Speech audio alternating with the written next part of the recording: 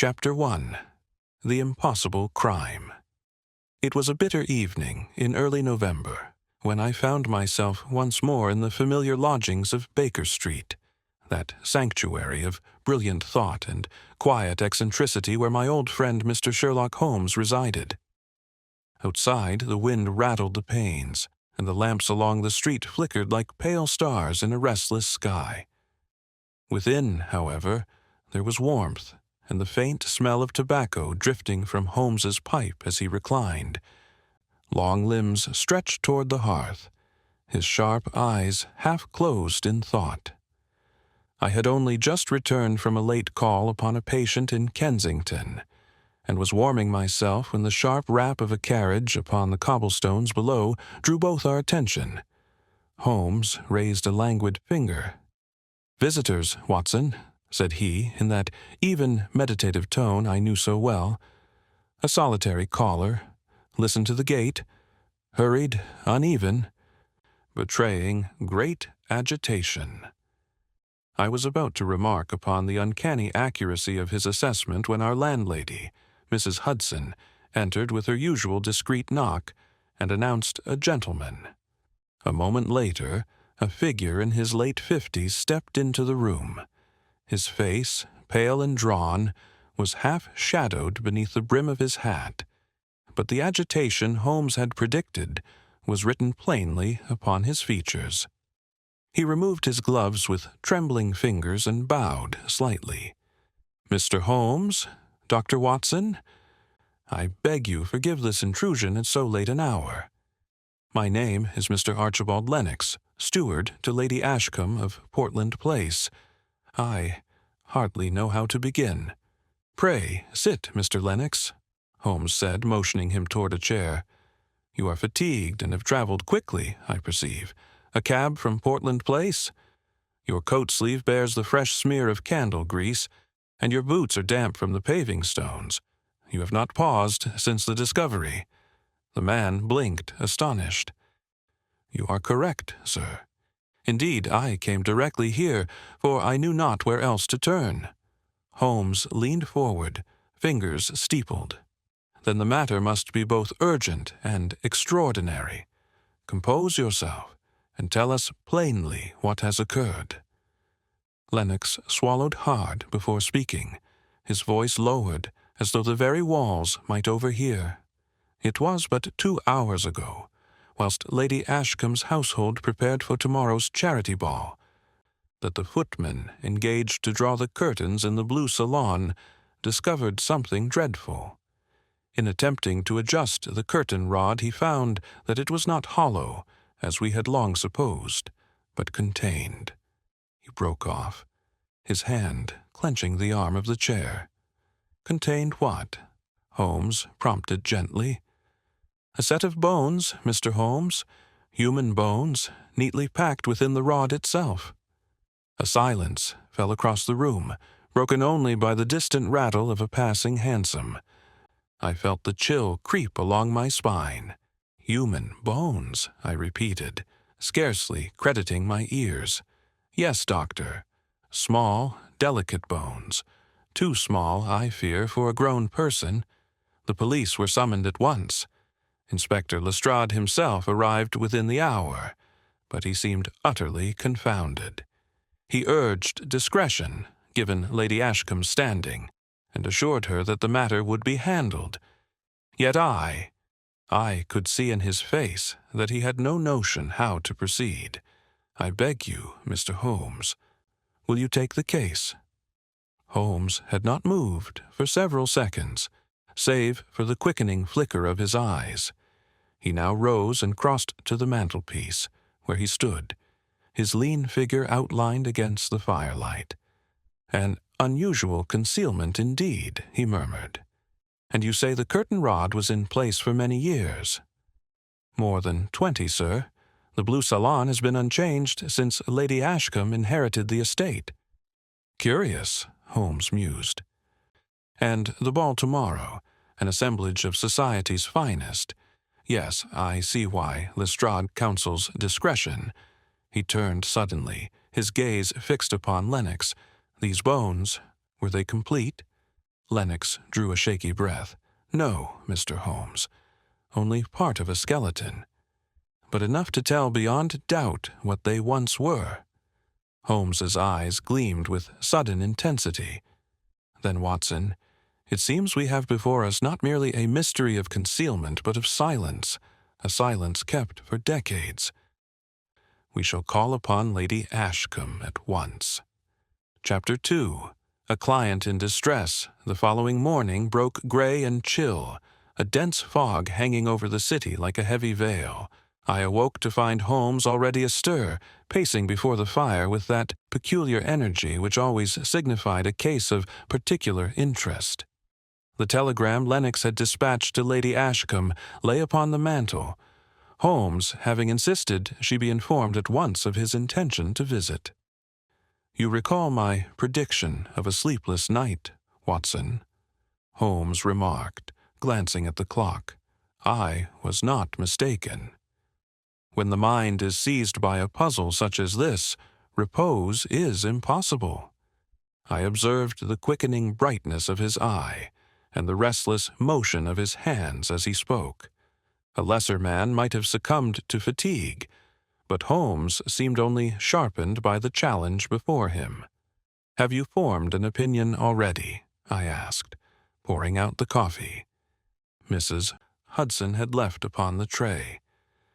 "I never form final opinions, my dear fellow, until the facts demand it. But I have formed an impression. That is something quite different. You observed our visitor last night?" "As best I could. He seemed agitated, honest, and fearful for Lady Ashcombe's reputation." "Excellent. You saw the surface. Did you note the faint abrasion on the inner wrist of his left hand?" I confessed I had not. "Then observe the deduction. Our steward, in attempting to draw forth the grisly contents of the curtain rod, must have scraped his wrist against a metal burr. It tells us he has not merely reported hearsay, but has had direct contact with the object. We may thus rely upon his account." Holmes took up his violin and plucked absently at the strings. "It is the small corroborations, Watson, that allow us to build the larger truth." At that moment, a knock announced the return of Mr. Lennox himself, his countenance more composed in the morning light, though the lines of worry were still apparent. He carried a folded paper which he presented to Holmes with a respectful bow. "Lady Ashcombe has bid me escort you both to the house at once. She insists you should see the blue salon for yourself before any further disturbance occurs. She trusts in your discretion, Mr. Holmes." Holmes slipped the note into his pocket without glancing at it. "Then let us not keep her waiting. Watson, your coat." Thus it was that within the hour we found ourselves conveyed through the damp, gaslit streets to Portland Place. The great house of Lady Ashcombe stood stern and unyielding amidst the fog, its stone facade betraying nothing of the sinister secret within. Lennox led us up the broad steps and into the grand hall, where the silence was so profound I could hear the faint ticking of a distant clock. Lady Ashcombe herself awaited us in a small withdrawing room. A woman of dignified bearing and middle years, she possessed a composed exterior which I suspected masked considerable anxiety. Her eyes, dark and watchful, moved from Holmes to myself as we entered. "Mr. Holmes," she said in a voice low but steady, "you will forgive me for summoning you under such distressing circumstances. Inspector Lestrade has urged silence, yet I cannot rest until the truth is known. My house is to welcome half of London society this very night. Imagine, sir, if word of this horror were to spread."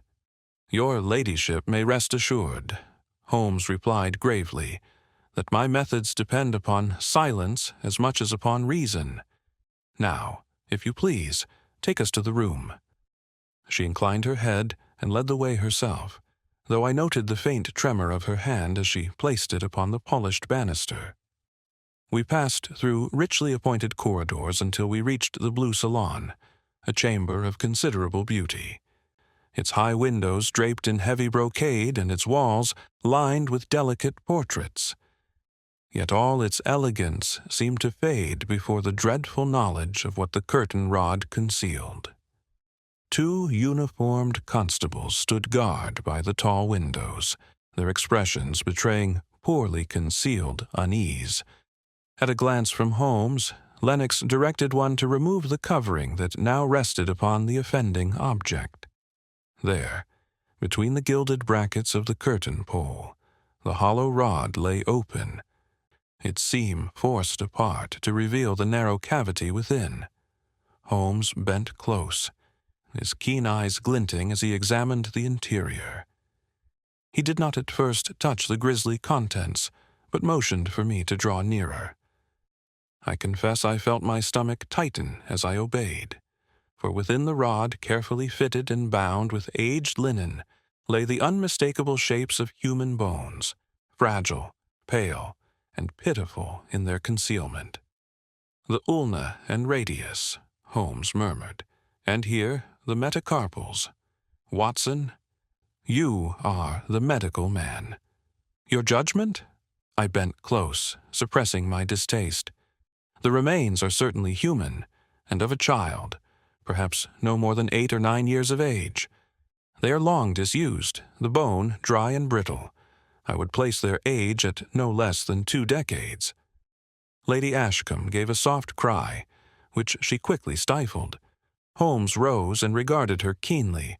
20 years, Watson? Remarkable. And you, Lady Ashcombe, how long has this house been in your possession? Since the year 71, she answered faintly. I was a girl of 20 then. The furnishings, however, I inherited intact from my late uncle, Sir Peregrine Ashcombe. The blue salon was his favorite room, and I have altered nothing in it. Holmes paced slowly across the carpet, his hands clasped behind him. And Sir Peregrine, he is long deceased. 18 years, Mr. Holmes. He died suddenly, of a seizure. Holmes knelt again by the rod and withdrew, with gloved fingers, a scrap of cloth from the cavity. He held it up to the light, revealing a faded pattern of tiny embroidered flowers. You observe, Watson, a fragment of a child's garment.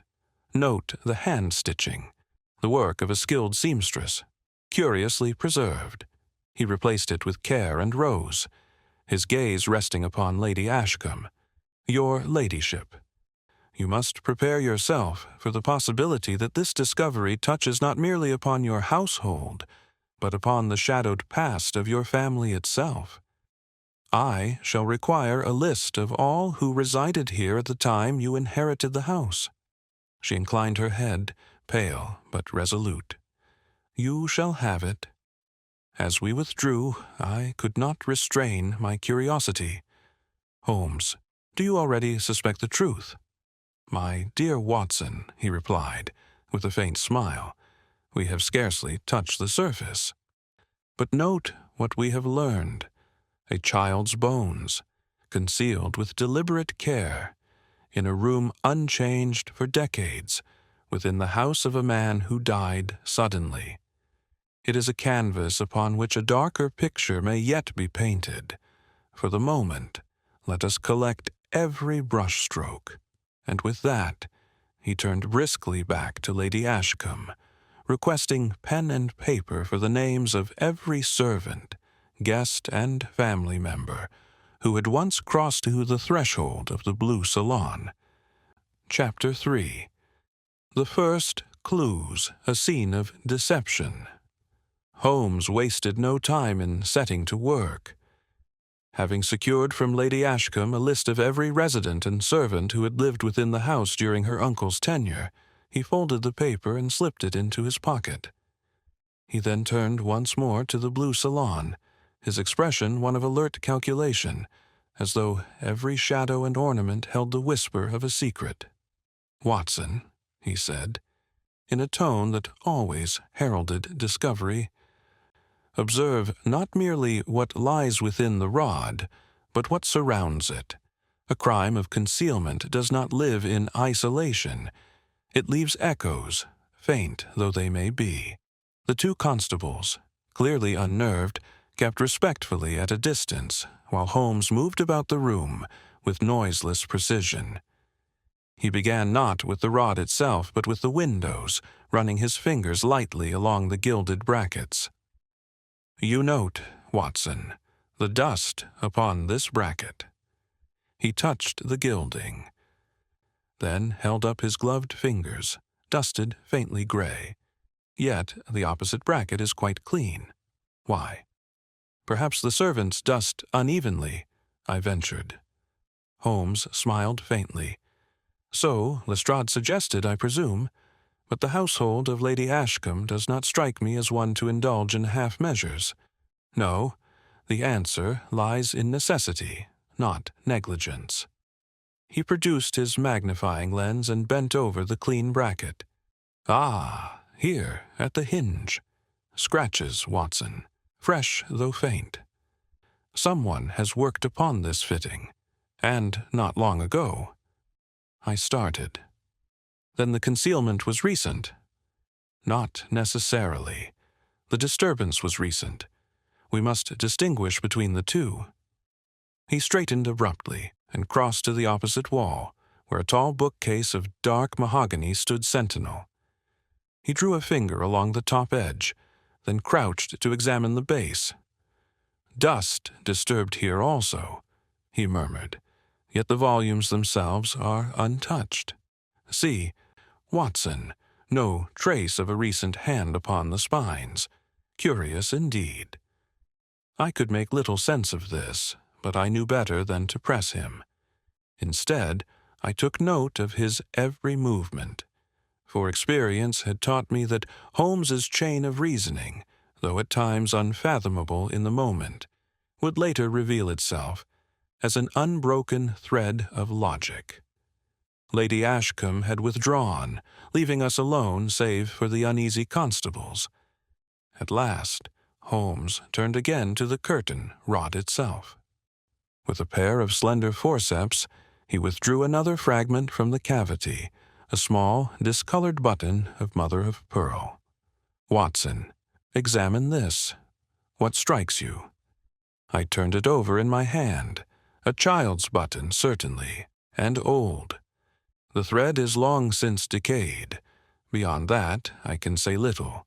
Holmes's eyes gleamed. "Precisely.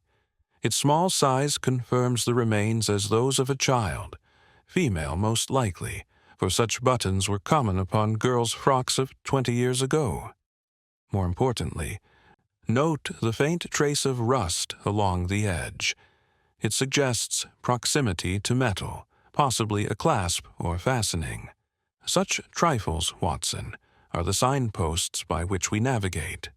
He replaced the button carefully, then rose and surveyed the room once more.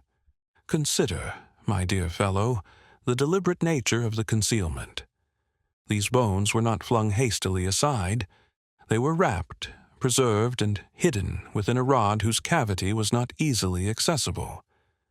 The hand that placed them there did so with calm precision, not in panic." I could not repress a shudder. "You mean, then, that the act was premeditated?" "On the contrary, I suggest rather that the concealment was performed after the fact.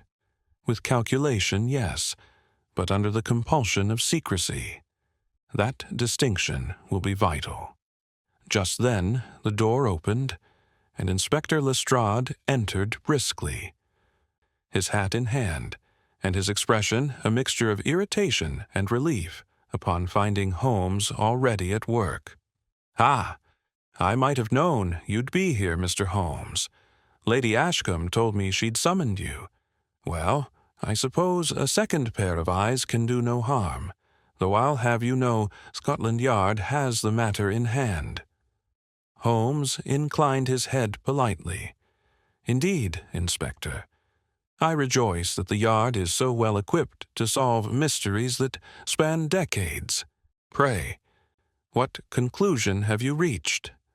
Lestrade's brow furrowed. "The obvious one. A crime committed years ago, the body hidden by some servant since departed. We'll run down the staff records, question the old retainers, and the truth will out." "A most reasonable supposition," Holmes replied smoothly, though I detected the ironic note beneath his courtesy. "And you found nothing amiss with the brackets upon the window?" Lestrade frowned. "Brackets? I hardly see what—" He bent to look where Holmes pointed, then straightened with a shrug. "A trifle, Holmes. Servants tinkering, perhaps." "Ah, of course," said Holmes blandly, and turned back to the rod. I could see the inspector bristle, but before he could retort, Holmes asked suddenly, "Tell me, Lestrade, did you notice the faint odor within the cavity?" "I noticed nothing," said the inspector sharply. "Then perhaps your sense of smell is less acute than Watson's." Holmes handed me the rod. "Well, doctor?" I bent close and inhaled. At first there was only the faint must of age, but after a moment I detected it. A lingering, acrid taint, unpleasant yet oddly elusive. "A chemical of some sort," I ventured. "Precisely. Chloride of lime, I believe. A common disinfectant even in Sir Peregrine's day. Whoever concealed these remains sought not merely to hide them, but to cleanse them of all odor and decay. Consider the forethought, Watson. Consider the will behind it." Lestrade gave a short laugh. "You make much of trifles, Holmes. We want the culprit, not the composition of his laundry."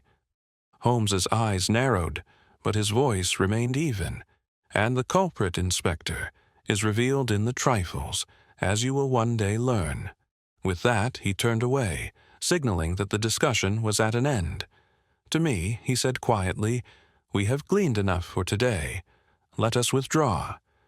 There is more to learn from the list Lady Ashcombe has provided than from continued debate with Scotland Yard."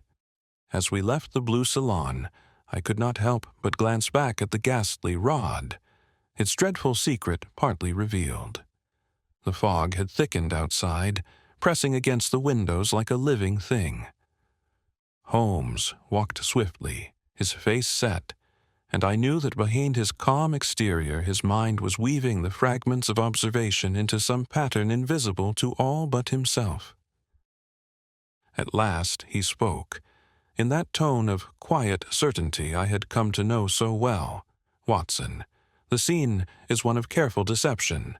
The bones, the wrappings, the disinfectant, the disturbed dust, each a brush-stroke in a portrait not yet complete. The question is not merely who placed them there, but why the silence endured for so long. Until we answer that, the case remains a locked door." And with that enigmatic remark, he summoned a cab, and we set off through the thickening fog toward Baker Street, the mystery deepening with every turn of the wheel. Chapter 4. The Gathering of Suspects. It was late afternoon when Holmes and I returned to Baker Street, our cab wheels cutting through the clammy fog that had thickened over London. Holmes remained unusually silent for much of the journey, his gaze fixed beyond the cab window, as though watching some invisible theater of memory play out upon the drifting mist. Only when we had regained our rooms, and he had settled into his chair by the fire, did he stir to speech. "Watson," he said, clasping his long fingers together, "the skeleton in the curtain rod is not the question.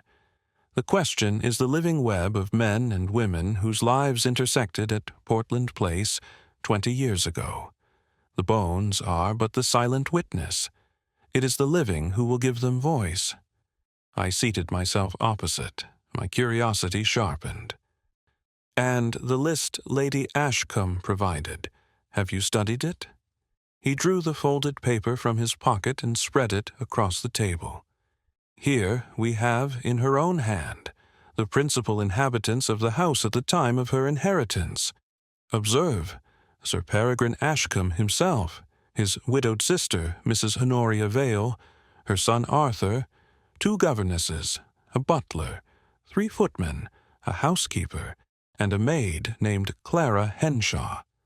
Add to these a gardener and coachman, who seldom entered the house, and we have the circle of interest.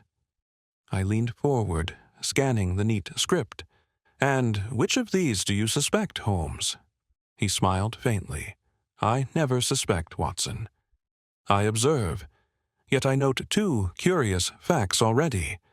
First, the governesses. Lady Ashcombe informs me in a postscript that both vanished from service within a year of her uncle's death, one returning abroad, the other married and untraceable. Second, the nephew Arthur Vale, now a man of some 30 years.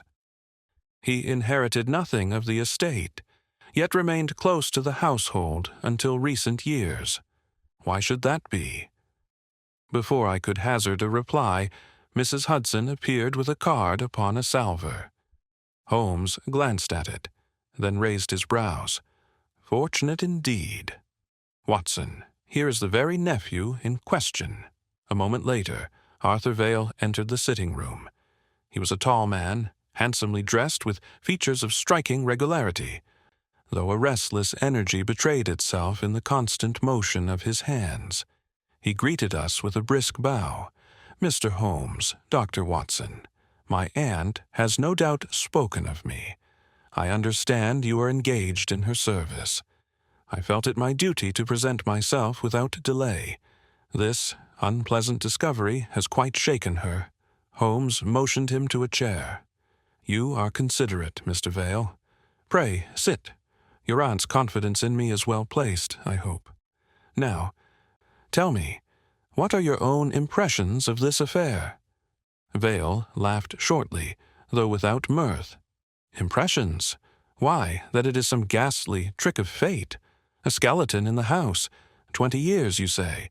Why, I was scarcely more than a boy then. I remember nothing unusual. Sir Peregrine ruled the house with an iron hand. If mischief occurred beneath his roof, no one dared speak of it. Holmes regarded him keenly. And you yourself lived here during that period? Indeed, sir.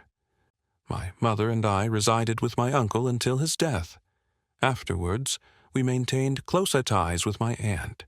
She has ever been generous. Holmes leaned back, his eyes half closed. You recall, perhaps, the blue salon in those days? Vale hesitated a fraction too long. I recall it, yes. My uncle entertained his closest friends there. We children were seldom admitted. I cannot say I observed anything amiss. Holmes made a small note upon his cuff and changed the subject abruptly. You have traveled recently, I think? The young man started. Why, yes. I returned from the continent not a fortnight past. How did you know? Your coat sleeve, sir, bears the faint dust of continental railways, and your boots show a stitching not common in London. But let us not stray.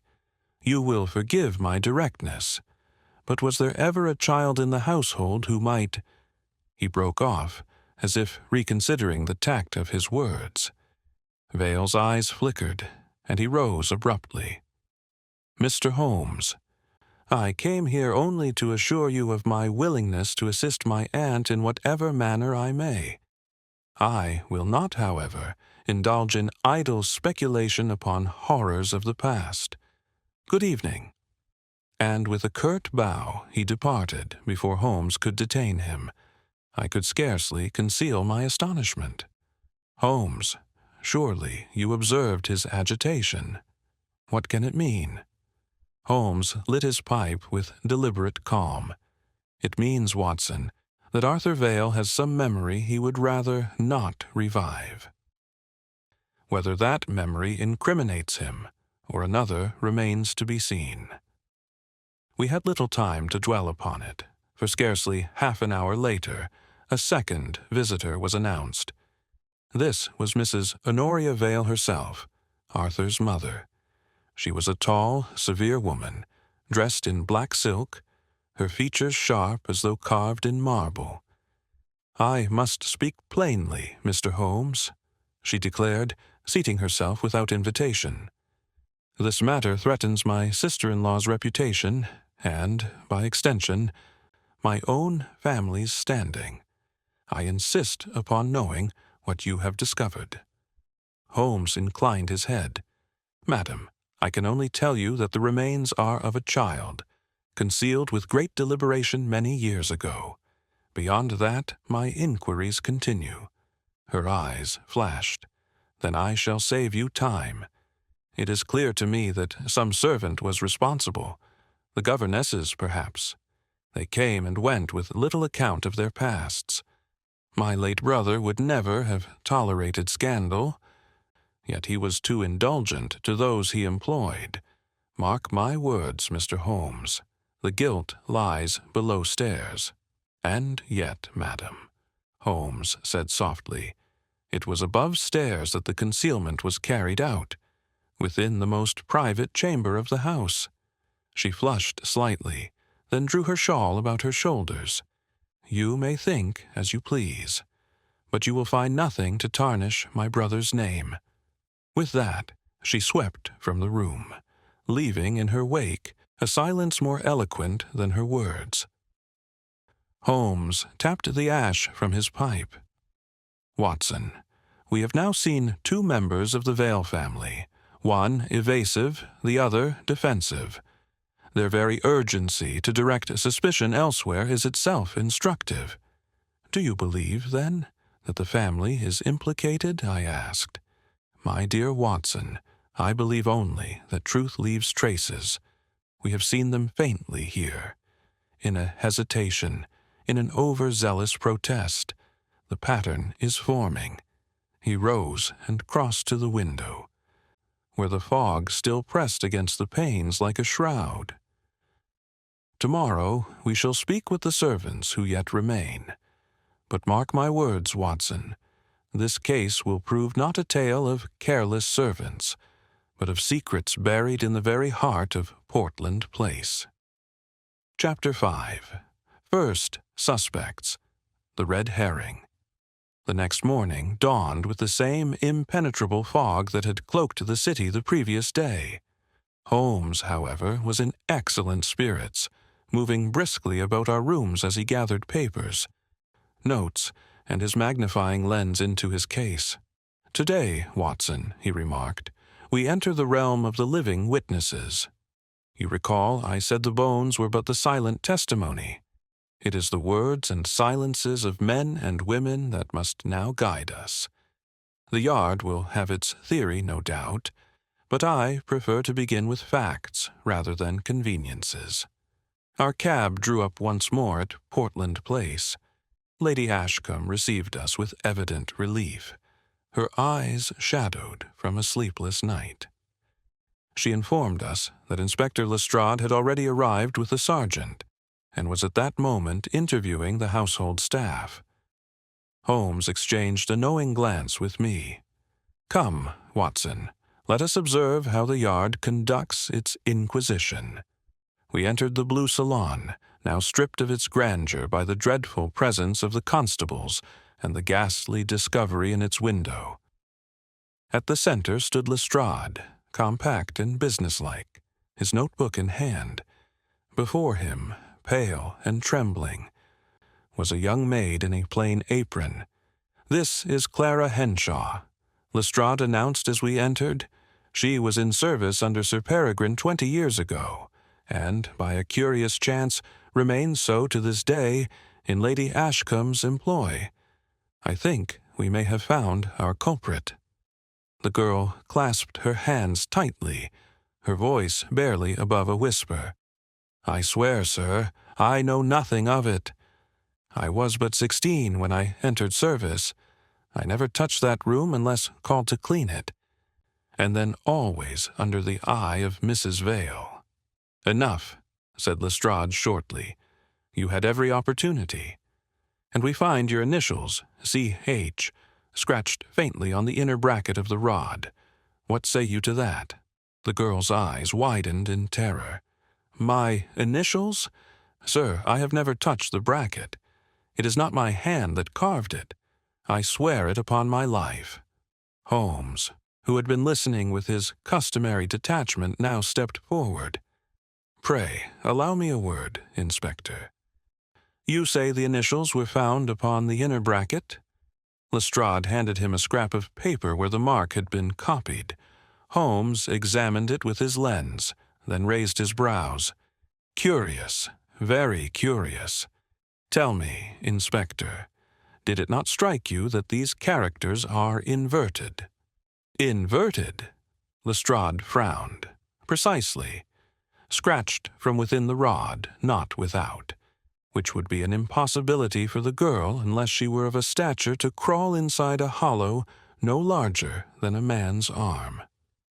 It is, in fact, the impression of a maker's mark, C.H., for Carlisle Hardware, a Birmingham firm known for curtain fittings of this very style. I noticed the same stamp upon the opposite bracket yesterday. A trifle, Inspector, but instructive." Lestrade's face flushed, and he snapped his notebook shut. "Well, then, perhaps the girl is innocent of that particular sign, but she remains the likeliest candidate. A servant's life is full of temptations." Holmes regarded the trembling maid with a grave expression. "Temptation, perhaps, Inspector, but this crime speaks of knowledge, patience, and careful forethought. Hardly the qualities of a girl of 16 newly entered into service. Miss Henshaw, you may withdraw. Rest assured your fear is misplaced." The girl gave a sob of relief and fled the room. Lestrade scowled. "You are ever too quick to dismiss the obvious, Holmes. If not the maid, then who? The governesses are gone. The butler is long deceased. We cannot suspect Lady Ashcombe herself." Holmes's eyes gleamed. "On the contrary, Inspector, we must suspect everyone, and no one, until the truth compels us. To leap upon the nearest scapegoat is to abandon reason for comfort." Lady Ashcombe, who had listened in pale silence, now spoke. "Mr. Holmes, you have lifted a dreadful burden from poor Clara. She has served me faithfully these many years. I could not believe her guilty." "Your ladyship's faith is not misplaced," Holmes replied. "Now, if I may, I would speak with the present housekeeper." Mrs. Dixon, a stout, capable woman of middle age, was summoned. She entered with a firm step and regarded Holmes with keen, appraising eyes. "You were not in the house 20 years ago?" Holmes asked. "No, sir. I came 10 years since. But I've heard tell of Sir Peregrine's ways. Strict he was, though fair enough by those who pleased him." Holmes inclined his head. "And has the blue salon remained much as we see it now?" "Exactly so, sir. Lady Ashcombe would never alter her uncle's favorite room, though she hesitated." "Yes?" Holmes prompted. "Well, it's a queer thing, sir.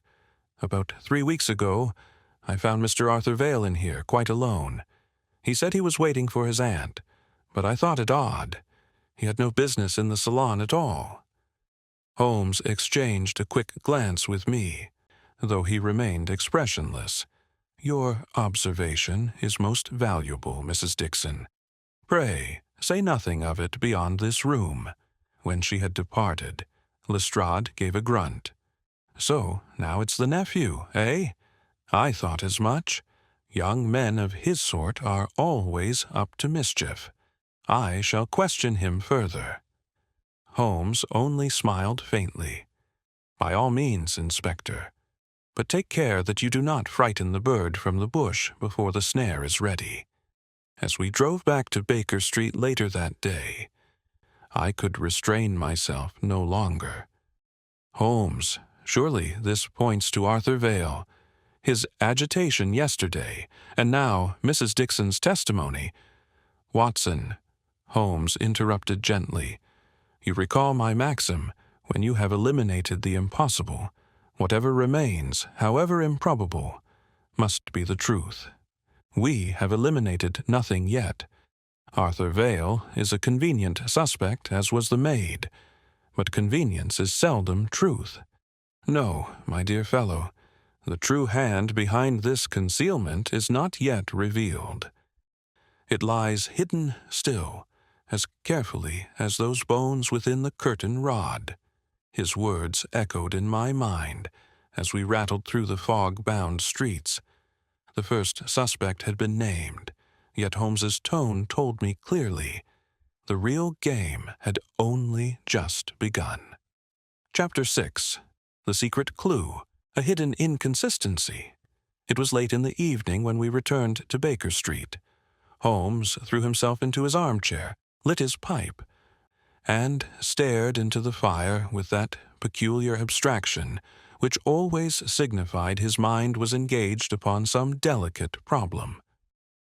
I sat opposite, recording the day's events in my notebook, though I confess my pen faltered under the weight of my curiosity. At length, I could contain myself no longer. Holmes, you surely believe Arthur Vale implicated. His conduct yesterday, Mrs. Dixon's testimony today, it cannot be coincidence. Holmes exhaled a thin stream of smoke, his eyes still fixed upon the flames. Coincidence, no, but guilt, Watson, that is a different matter. You recall the faint traces of chloride of lime within the curtain rod. I do, I said eagerly. A disinfectant, you observed. Precisely. And when, pray, was the cavity last disturbed? I thought a moment. From the dust upon the brackets, no more than a few weeks ago. Holmes's gaze sharpened. And yet, Watson, the bones themselves show the dryness and brittleness of long neglect. They had not been touched in 20 years. Tell me, then, why should a man enter the blue salon 3 weeks ago to disturb the rod, but not remove its contents? I started. You mean the cavity was opened recently, not to conceal the remains, but to assure oneself that they were still there, Holmes concluded. It is not concealment that is recent, Watson, but curiosity. The idea struck me with force. Then Arthur Vale's presence in the room suggests knowledge, yes. But knowledge is not the same as guilt. The guilty hand placed those bones there long before. The recent hand merely confirmed their presence. I sat back, chastened. Then who concealed them, Holmes? That, my dear fellow, is the very heart of the matter. He rose abruptly and began pacing the room, his hands clasped behind his back. We must not be led astray by the inspector's eagerness for a culprit. Instead, we must search for the inconsistency, the one detail that does not fit the tale we are invited to believe. He halted suddenly and turned to me. Watson, fetch me the scrap of cloth we removed from the cavity yesterday. It lies in the drawer of my desk. I obeyed, placing the faded piece of linen with its embroidered flowers upon the table. Holmes bent over it with his lens, his keen eyes scanning every thread. After some minutes, he gave a low exclamation of satisfaction. Ah, the very inconsistency we sought. Observe, Watson, the stitching. It is hand-worked, certainly, but not the coarse stitch of a servant's needle. No, this is the work of a skilled gentlewoman, one accustomed to fine embroidery. Do you perceive? I bent close, though the distinction was subtle to my eye. You mean, then, that the garment belonged not to a servant's child, but to one of higher station? Exactly. And consider the implications. A servant might have concealed the remains hastily, with little regard for detail, But here we find careful wrapping, disinfectant, and delicate stitching. It bespeaks someone of refinement, someone within the family circle, not without it. The revelation sent a chill through me. Holmes, you cannot mean that Lady Ashcombe herself— He raised a hand. We accuse no one as yet. But mark the line we follow. The crime reaches deeper than the servants' hall. It touches the very heart of the household. At that moment, a knock sounded, and Mrs. Hudson entered bearing a sealed note. Holmes tore it open and read swiftly, his brows lifting. He handed it to me without a word. It was from Lady Ashcombe. "Mr. Holmes, I beg you to come at once. Something most distressing has occurred. I dare not commit it to writing, but it concerns the Blue Salon and the discovery therein. Yours in haste, A. Ashcombe." Holmes seized his hat. "Watson, the game quickens. We are summoned to the scene of the inconsistency itself." The fog was heavier than ever as we made our way once more to Portland Place. Lady Ashcombe met us in the hall, pale and trembling. "Mr. Holmes," she whispered, leading us quickly to the Blue Salon, "someone has been here since you departed. I had locked the room myself. Yet tonight, when I entered with Mr. Lennox, we found the lock forced. See for yourself." Holmes bent over the door. Yes, fresh scratches on the brass. The lock was opened with a false key, or some instrument fashioned for the purpose. Within the room, the constable stood uneasy and grim. The curtain rod, though still in place, had been disturbed. The linen wrappings lay half unfurled, and upon the carpet was scattered a fine dust of bone. Holmes's eyes flashed. The thief came not to remove, but to examine. The remains have been handled, perhaps counted, and replaced. He stooped suddenly, plucking something from the carpet. And here, Watson, the very clue our visitor carelessly left behind. He held up a small object glinting in the lamplight. A broken piece of ivory, shaped as the head of a chess pawn. Lady Ashcombe gave a faint cry. "That is from my uncle's ivory set. He kept it always in this very room. But the set was broken years ago." Holmes regarded the piece intently. "Broken, yes, and yet one pawn finds its way into the wrappings of a child's skeleton. A singular inconsistency, Watson, and one that will lead us closer to the truth." He slipped the piece into his pocket, then straightened with a look of grim resolve. "Lady Ashcombe, I beg you to allow no further entry to this room without my presence. The hand that tampered here tonight will surely return, for such a one cannot rest until the secret is secure. We must be ready when that moment comes." As we departed, I could not suppress a shudder. The case, which had already seemed dark enough, now appeared to reach into the very foundations of the Ashcombe household. Yet Holmes, far from discouraged, walked with the quick step of a man whose quarry had just betrayed its trail. "Watson," he said quietly as we entered the fog once more, "the red herring lies floundering. The true fish swims deeper, but we have at last the ripple of its passing. It is time to prepare our net." Chapter 7. The crime grows stranger. The fog still lay heavy upon the streets when Holmes and I returned from Portland Place. My companion was unusually animated, his eyes bright with the fire of discovery. Yet, as we sat once more in our familiar sitting room at Baker Street, I could not help but voice the unease that weighed upon me. "Holmes," I said, "the matter grows darker by the hour. If someone is willing to break into the Blue Salon under Lady Ashcombe's very roof, then surely we are dealing with a desperate hand. Might it not be wise to warn her of the danger she courts?"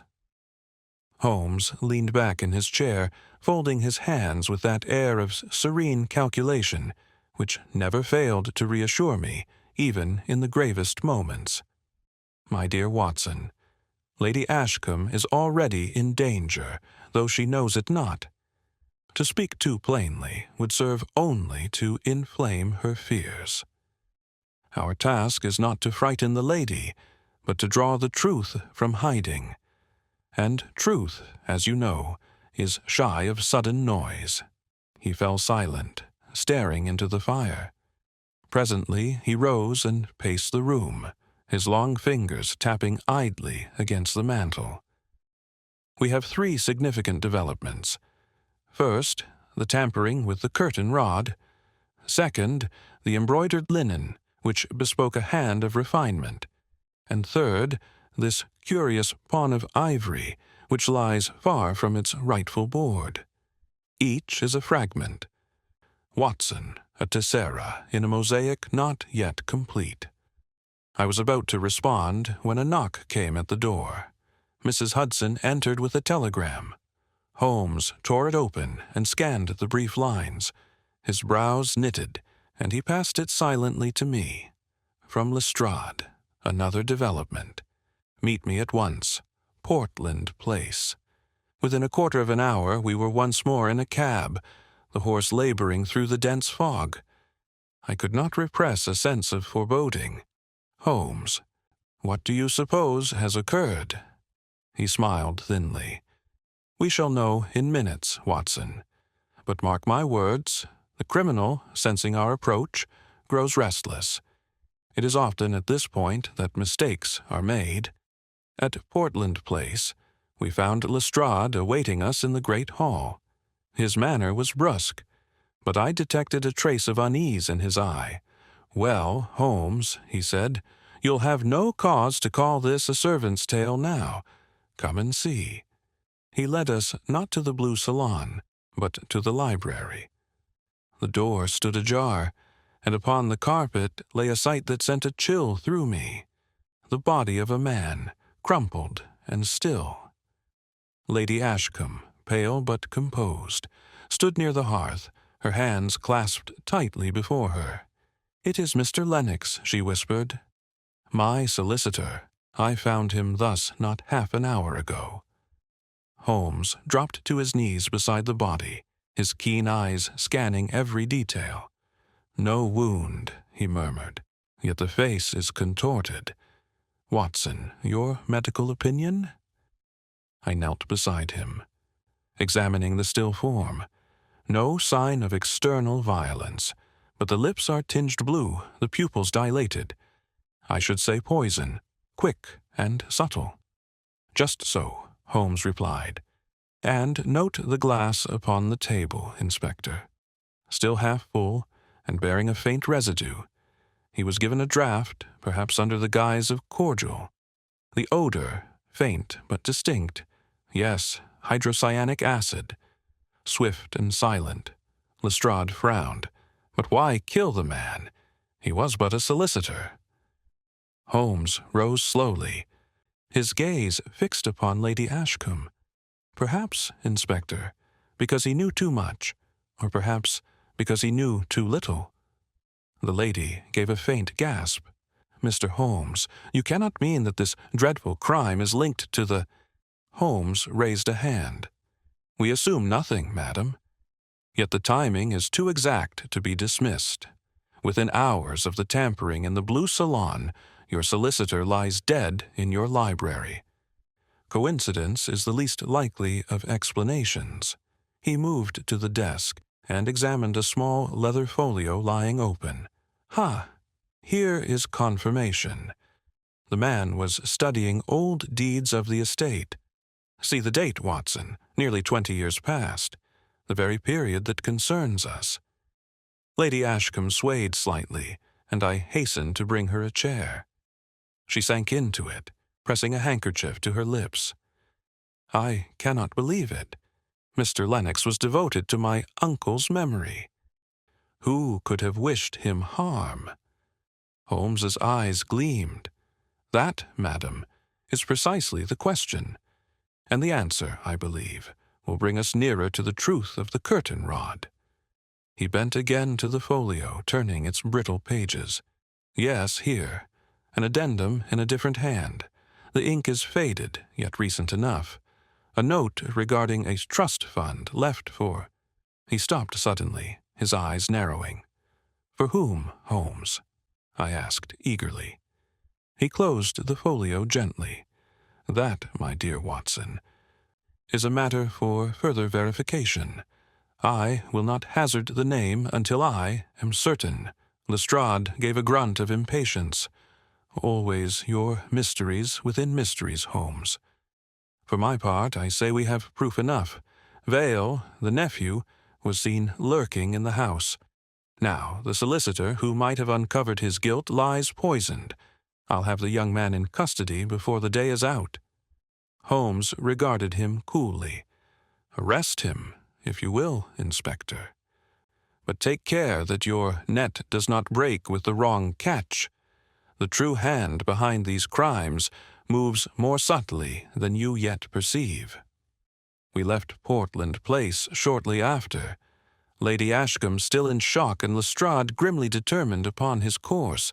As our cab carried us back through the fog, I turned to my companion. "Holmes, I fear the case is taking a darker turn than even you anticipated. A man murdered in cold blood. And for what? Some dreadful secret buried with those bones." Holmes's face was set, his eyes bright with the inner fire of deduction. "Yes, Watson. The crime grows stranger, but not without pattern. The curtain rod, the embroidered cloth, the ivory pawn, the poisoned solicitor, all are pieces of the same puzzle. We are closer to the heart of it now than ever before. And mark me, the hand that struck tonight will strike again, unless we are ready." Chapter 8. Holmes tests a theory. The day following Mr. Lennox's tragic death was one of restless tension. I awoke early to find Holmes already at his desk, poring over several sheets of parchment that I recognized as copies of the estate documents we had seen in the solicitor's folio. His eyes gleamed with that cold, sharp light I had learned to associate with the tightening of a net around his quarry. "Watson," he said as I joined him, "our adversary has grown reckless. That is always a promising sign. A desperate hand leaves traces, and last night's act of murder was the gesture of a desperate hand indeed." I shuddered, recalling the twisted features of poor Lennox. But Holmes, who could wish the man harm? He was merely a custodian of records. Just so, my dear fellow. And yet it is often the custodian, not the author, who proves most dangerous, for he holds the key to discovery. Lennox had begun to unearth a matter of inheritance. I fancy his killer feared he might stumble upon the same truth that I already suspect. He paused, then tapped the parchment. "Observe this trust, Watson, established in 1862, a sum set aside for the maintenance of a ward, unnamed in the principal deed but acknowledged in a marginal note, added some years later. The hand differs from Sir Peregrine's, yet the ink is scarcely a decade old. The ward, I suspect, is the very child whose bones we uncovered." I stared at him in astonishment. "Then the child was no servant's foundling, but a member of the family circle." Holmes's lips curved in a grim smile. "Exactly, and therein lies the motive, the silencing of a claim, the erasure of a name." Before I could press further, he rose abruptly, donned his coat, and reached for his hat. "Come, Watson, we shall pay our respects to the Vale family. It is time we applied a little pressure to see what cracks may appear." We found Mrs. Honoria Vale at home, seated stiffly in her drawing-room. Her manner was cold, yet I thought I detected a faint tremor as Holmes bowed and offered his condolences upon the previous night's tragedy. "It is shocking beyond words," she declared. "To think that such a crime should occur in my sister-in-law's house. I warned her years ago that her indulgence in old secrets would bring calamity. And now the prophecy has come true." Holmes regarded her keenly. "You were acquainted with Mr. Lennox, I believe?" Her lips thinned, slightly. "He was my late brother's solicitor before becoming Lady Ashcombe's. I never trusted him. Too inquisitive, by far." "Indeed. And yet, madam, it was he who safeguarded your brother's reputation all these years. Curious that you should mistrust one so devoted." Her eyes flashed. "Mr. Holmes, if you insinuate that I rejoice in his death, you go too far." Holmes inclined his head. "I insinuate nothing, madam. I merely observe. Tell me, your son Arthur, was he at home last evening?" She hesitated the fraction of a second. "He was with me here until late. Afterwards, he went out. A walk, he said, to clear his head. Is that a crime?" Holmes's gaze was unreadable. "Hardly, madam. But it is always useful to know the precise movements of all concerned." At that moment, Arthur Vale himself entered. His expression hardened at sight of us, though he forced a polite bow. "Mr. Holmes, Dr. Watson." "Again, in pursuit of shadows?" Holmes smiled faintly. "Not shadows, Mr. Vale. Truth.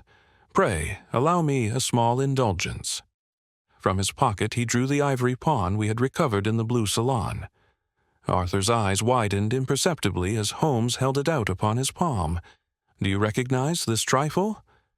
Arthur took it reluctantly, turning it over with forced carelessness. "An old pawn, surely. My uncle's chess set, perhaps." "I remember it from childhood." "And did you play with that set often?" Holmes asked lightly. "Not I. My uncle would never permit a child to touch it. He prized it too dearly." Holmes's eyes glittered. How singular, then, that a piece from so jealously guarded a set should find its way into the wrappings of a hidden skeleton. Arthur's color drained slightly. "Are you accusing me, sir?" Holmes replaced the pawn in his pocket. "I accuse no one, Mr. Vale, but objects tell tales, and this one whispers louder than most.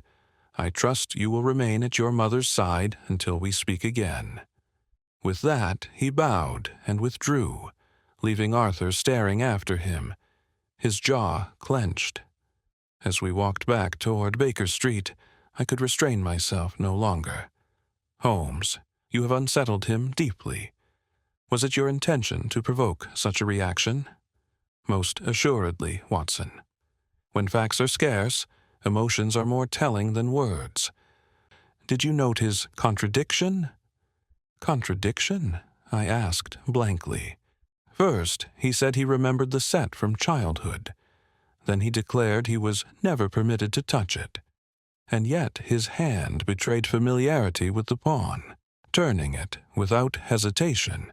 That is the crack in the veneer, Watson, and through it the truth will soon emerge." That evening, Holmes paced the sitting room in evident excitement. He dictated brief notes, sealed them in envelopes, and dispatched a boy from the telegraph office. "Watson," he said at last, "by tomorrow we shall know whether my theory holds. I have baited the hook. It remains only to see which fish rises." I leaned forward eagerly. "Holmes, you speak in riddles. What hook? What bait?" He only smiled, that enigmatic smile of his, the one that always told me the end of the game was still veiled. "Patience, my dear Watson. Tonight we wait. Tomorrow we watch. And then, if I mistake not, the criminal will step unwittingly into the light." Chapter 9. A second attempt. The culprit strikes again. The following morning dawned bleak and raw, a thin drizzle seeping from the heavy skies. Holmes was already astir when I descended to breakfast. He sat at the table with his long fingers steepled, his keen eyes fixed upon the door as though expecting it to open at any instant. "Watson," he said without preamble, "I trust you have your revolver loaded.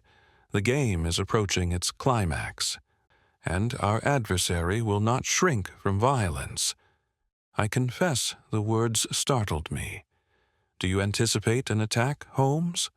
He smiled faintly. "Anticipate? No, Watson, I count upon it. When a criminal perceives that discovery is imminent, the instinct of self-preservation overrides all else, and our adversary, having already risked murder, will not falter at a second attempt." Even as he spoke, a knock sounded below, and Mrs. Hudson ushered in a breathless messenger boy, bearing a hastily scribbled note. Holmes scanned it swiftly and passed it to me. "Mr. Holmes, for pity's sake, come at once. A dreadful attempt has been made upon Lady Ashcombe. She is safe for the moment, but I fear the villain is still at large." Lestrade. Within minutes we were rattling once more through the rain-slicked streets toward Portland Place. Holmes was silent, his eyes gleaming with a strange light. At the house, we were shown directly to Lady Ashcombe's chamber, where she lay pale and shaken upon a couch. Lestrade stood grimly at the foot of the bed, while Mrs. Dixon, the housekeeper, fluttered about with smelling salts. "It was terrible, Mr. Holmes," Lady Ashcombe whispered as we entered. "I had gone to my dressing-table not an hour ago. As I reached for the bell-pull, the cord gave way in my hand. Within seconds I was overcome with a strange dizziness. Had Mrs. Dixon not entered with my morning tea, I fear I should not be here now." Holmes stepped forward swiftly, examining the bell-pull with his lens. "Just so. Note, Watson, the silk cord frayed at the top, where it passes through the pulley. And here, a faint odor, unmistakably bitter almonds. Our friend hydrocyanic acid again. Clever, is it not? The cord impregnated with poison, awaiting only the heat of a hand to release its vapor." Lestrade muttered an oath.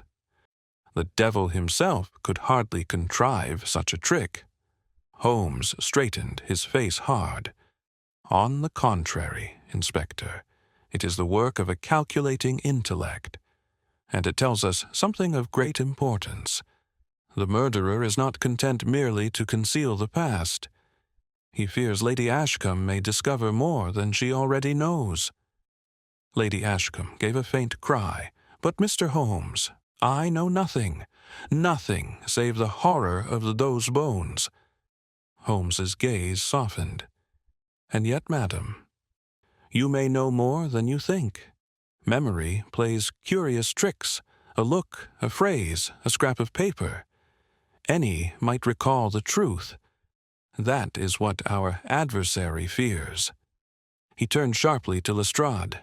"Inspector, double the guard on this house. No one enters without your sanction. I would also request a constable stationed outside Lady Ashcombe's chamber at all hours." Lestrade nodded grimly. "It shall be done."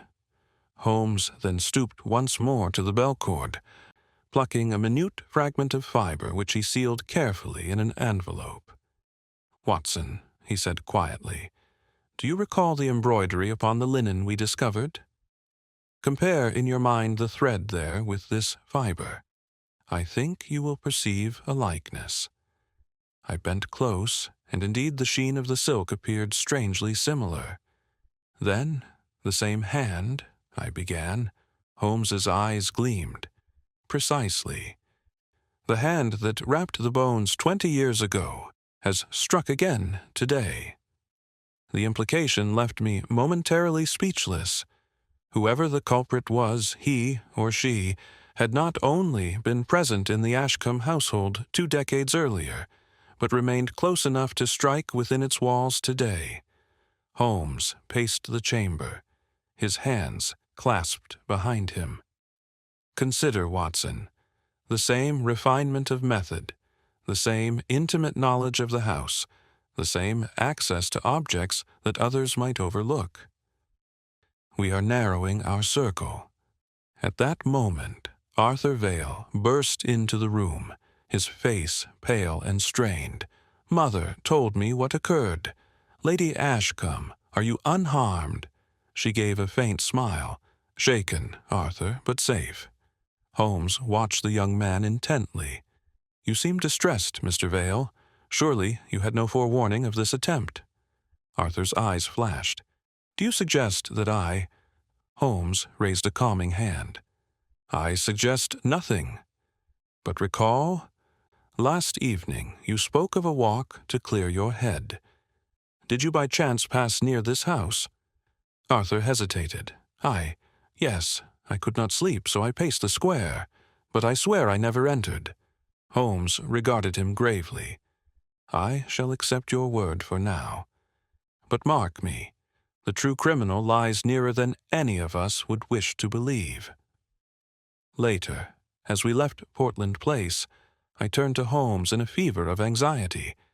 "Holmes, you are convinced that the hand behind both crimes is the same. But who, in heaven's name, could it be? The household is limited.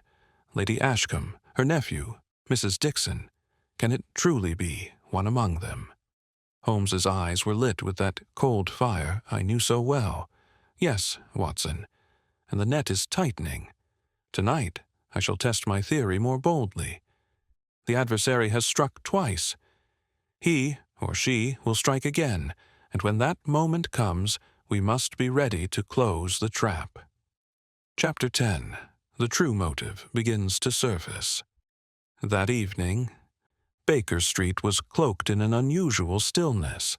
The usual clatter of carriages and shouts of street vendors seemed muffled, as though London itself were holding its breath. Holmes sat in his armchair, his long, thin figure bent forward, his pipe unlit and forgotten in his hand. I had rarely seen him in such concentrated thought. "Watson," he said at last, "the attempted poisoning of Lady Ashcombe has confirmed what I already suspected. This is no matter of sudden passion, nor of sordid gain.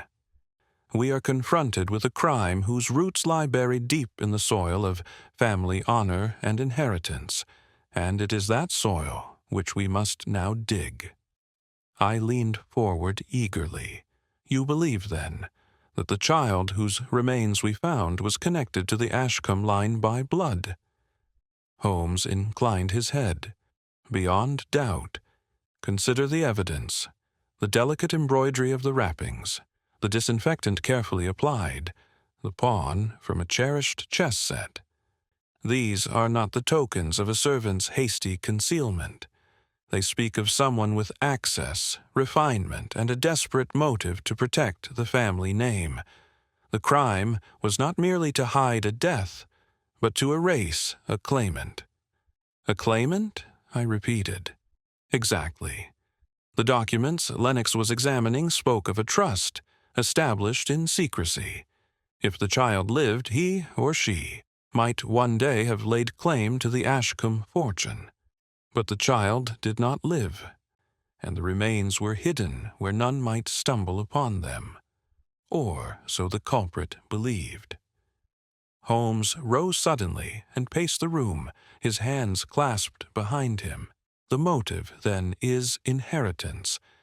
The preservation of a name, the prevention of a scandal, perhaps the securing of an estate for another. That is why the hand behind these crimes trembles with such urgency even now. 20 years later." I shuddered. "And you suspect one of those within the household?" He stopped and fixed me with a penetrating gaze. "Not merely suspect, Watson. I am certain of it. The question is, which hand?" At that moment a rap sounded at the door, and Mrs. Hudson entered bearing a second telegram. Holmes tore it open and read aloud, "Urgent. Meet me at Scotland Yard. New evidence regarding Lennox." Lestrade. Within the hour we were once more at the yard. Lestrade greeted us with his usual brusqueness, but there was a gleam of triumph in his eye. "I've got something for you, Holmes," he said, leading us into his office. "We've been through Lennox's papers, and look what we found." He laid before us a sealed envelope, its flap crudely torn. Within was a smaller note, written in a feminine hand. Holmes read it aloud. "Mr. Lennox, you must cease your inquiries at once. The truth cannot be revealed without ruin. I implore you to desist. A friend?" Holmes examined the paper minutely. "Ha! Note the flourished loops, Watson, the hand of a lady accustomed to correspondence, and the ink, scarcely dry when Lennox received it. Lestrade, have you any notion who wrote this?" The inspector shook his head. "None, but I'll wager it came from within Portland Place. Dixon swears no servant delivered it. That leaves only the family." Holmes's eyes narrowed. "Indeed, the note confirms our suspicion. Someone within that house feared what Lennox was on the brink of discovering."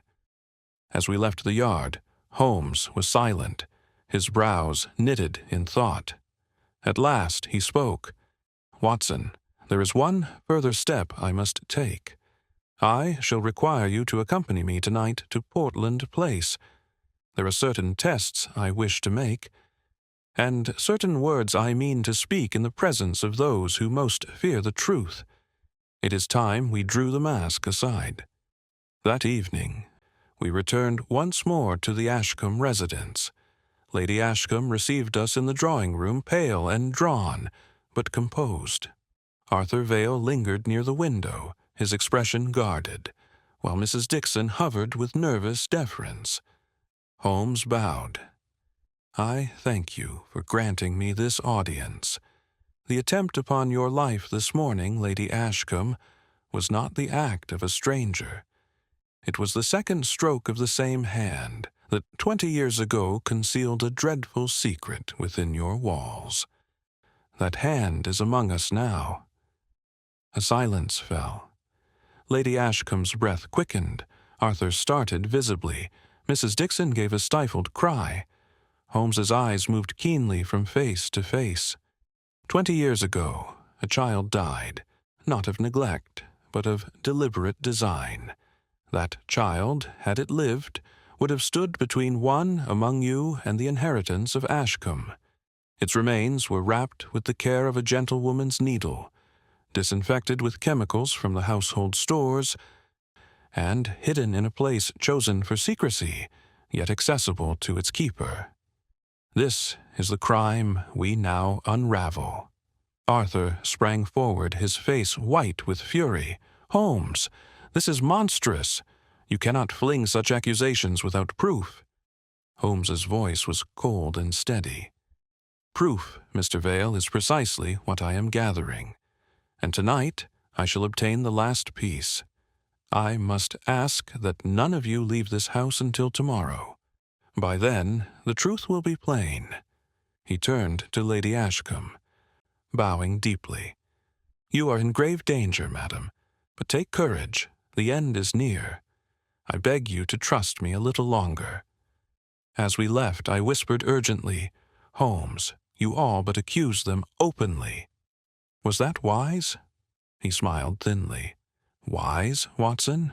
Perhaps not, but necessary. When a secret festers so long, the surest way to bring it forth is to press upon the wound. Tonight, our adversary will act again, and when he does, we shall be waiting. Chapter 11. The Bait. Holmes' Grand Strategy. That night, I found Holmes at his leanest and most electric. He paced the length of our sitting room like a caged tiger, his long fingers twitching behind his back, his sharp profile etched against the glow of the fire. I had learned to recognize this mood. It meant the crisis was at hand. "Watson," he said suddenly, breaking the tense silence, "the hour has come.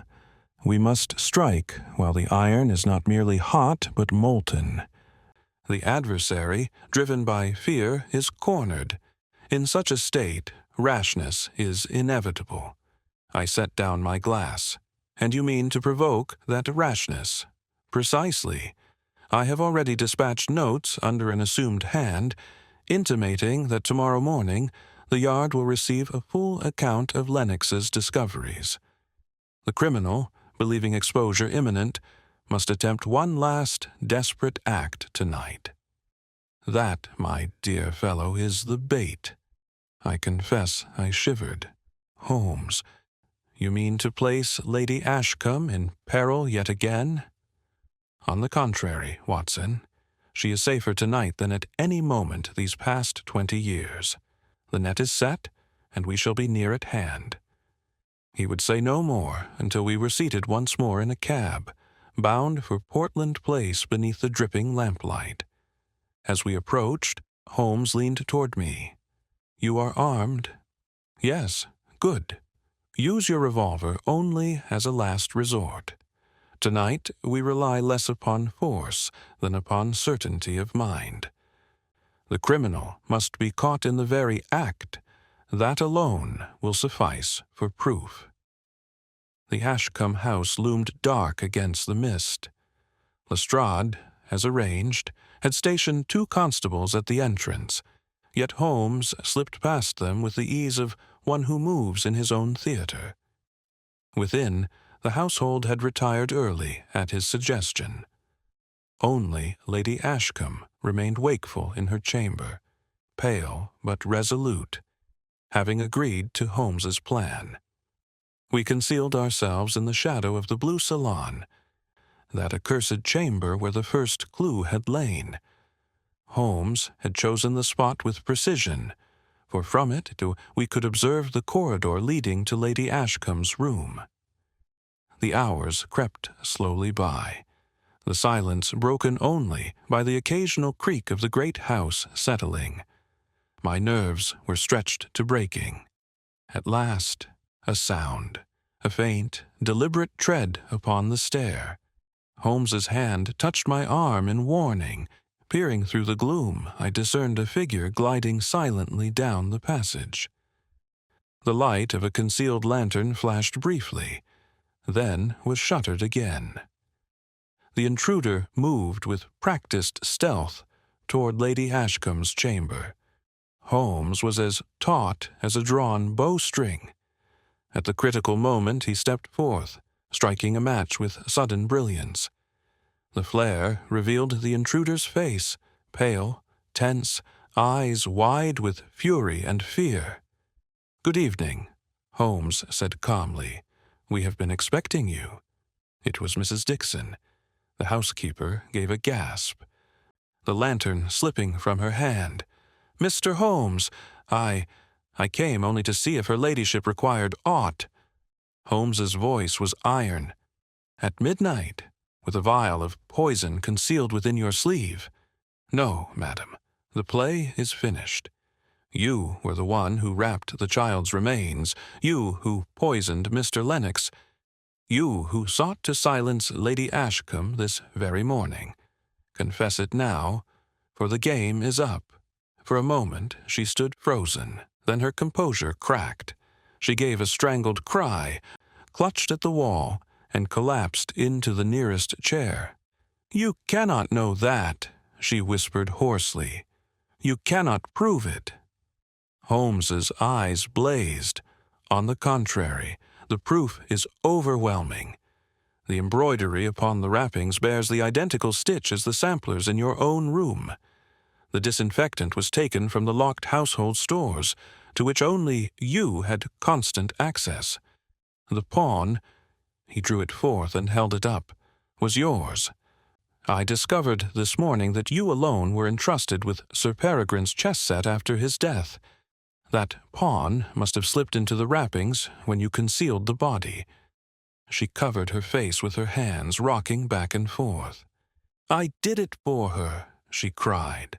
"For her ladyship, to spare her the ruin of scandal. She never knew, she never guessed. It was mine alone to bear." At that instant, The door opened and Lady Ashcombe herself appeared, drawn by the commotion. She stood transfixed as Mrs. Dixon's confession spilled forth. "My lady," the housekeeper sobbed, "the child, he was your uncle's, born of a secret union. Had it been known, the estate, your name, all would have been lost. He sickened.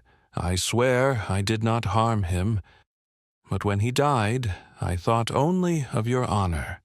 I hid him away, wrapped as tenderly as I could, and prayed it would never be discovered. But then Mr. Lennox pried into the old papers. I could not risk the truth. Forgive me, forgive me." Lady Ashcombe, pale as marble, swayed against the door-frame. Holmes caught her gently and guided her to a chair. "Compose yourself, madam," he said softly. "You were blameless. The guilt was not yours." Lestrade entered at that moment with the constables, summoned by Holmes's prearranged signal. He listened grimly as Holmes recounted the evidence, then gave the order for Mrs. Dixon's arrest. As they led her away, she turned her tear-stained face toward Lady Ashcombe. "I loved you as my own child. I would have borne it forever in silence, but for that meddling solicitor. Believe me, I never meant you harm." Holmes's gaze followed her as she was taken down the corridor. "Thus ends the masquerade," he murmured. "The truth, once buried, has at last risen to the light." We left the house in silence, the mist curling cold about us. At last I ventured, "Holmes, you had suspected her from the beginning."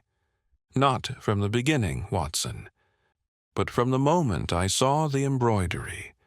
It was the hand of a gentlewoman, yet the refinement of a servant, the peculiar mark of one who bridged both worlds. Once I confirmed her sole custody of the chess set, the matter was plain. I set the bait, and she could not resist." He drew his coat closer about him and gave a rare, weary sigh. "Yet, though the case is solved, I confess there is little triumph in it. It is a sad business, Watson, sad beyond words." Chapter 12. The moment of recognition, we returned to Baker Street in the gray light of dawn, the air damp with lingering mist.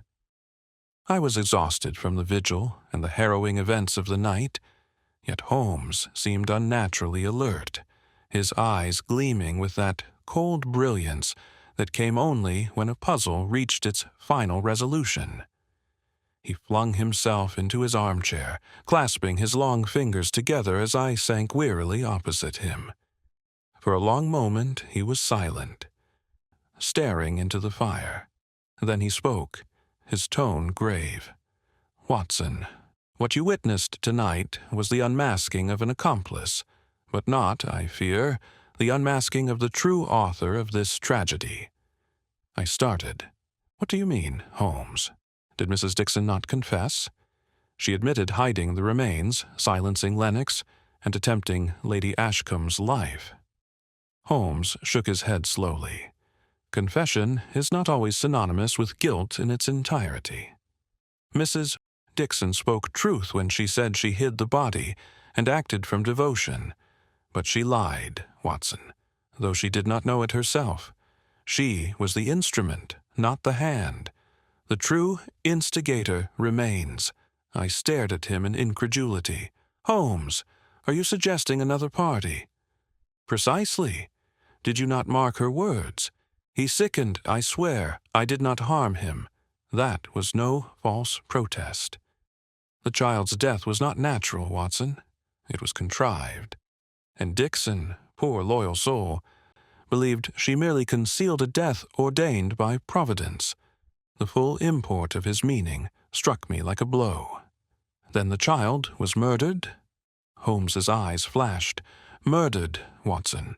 Murdered quietly, skillfully, without blood or bruise. And Dixon left to tidy the dreadful remains.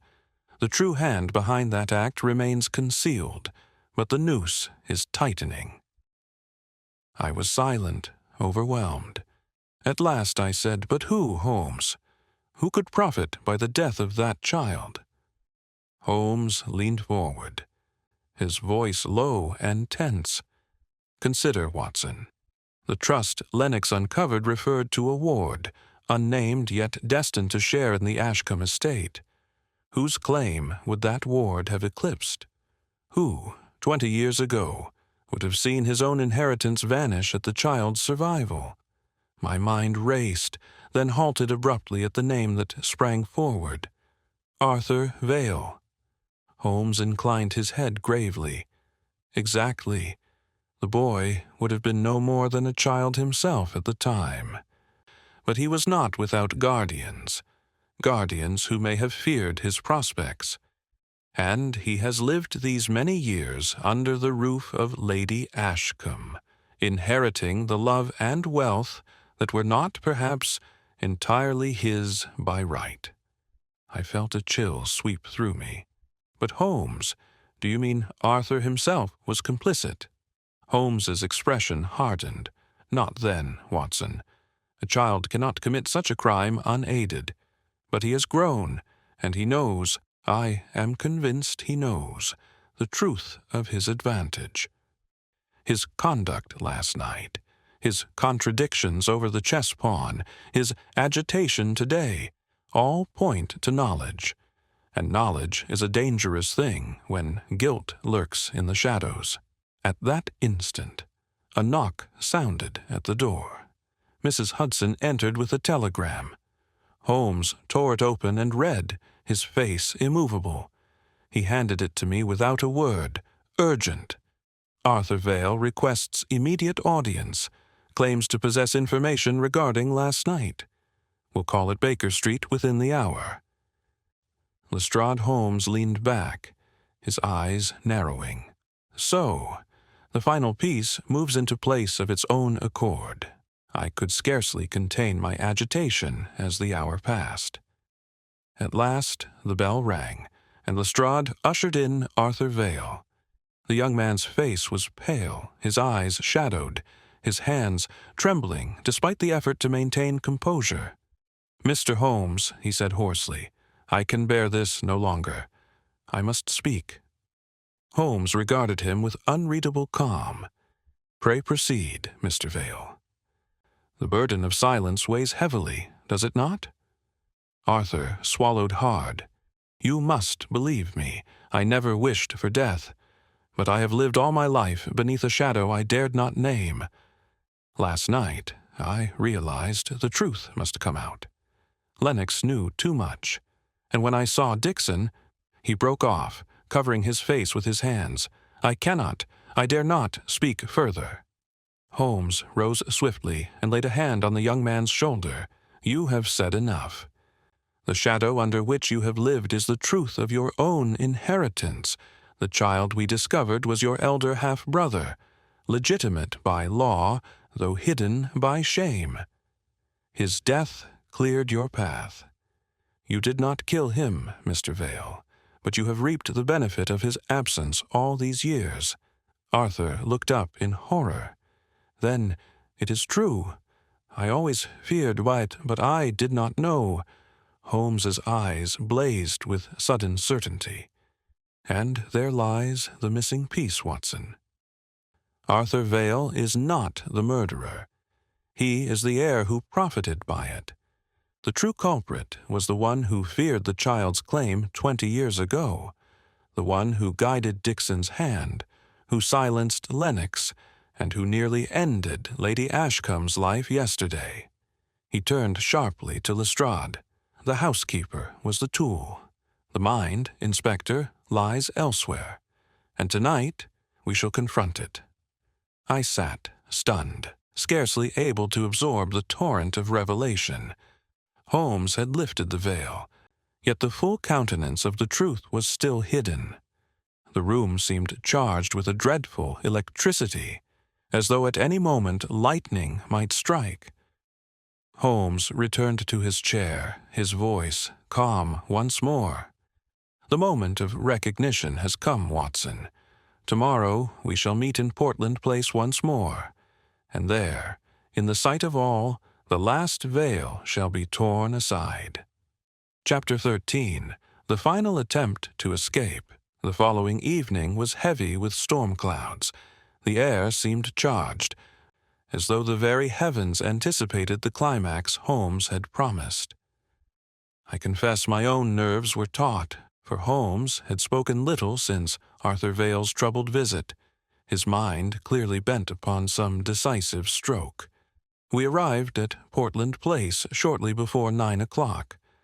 Lestrade had stationed constables at the doors, and the house lay unnaturally still. Holmes moved with the quiet assurance of a man who already saw the end in sight. "Tonight, Watson," he murmured.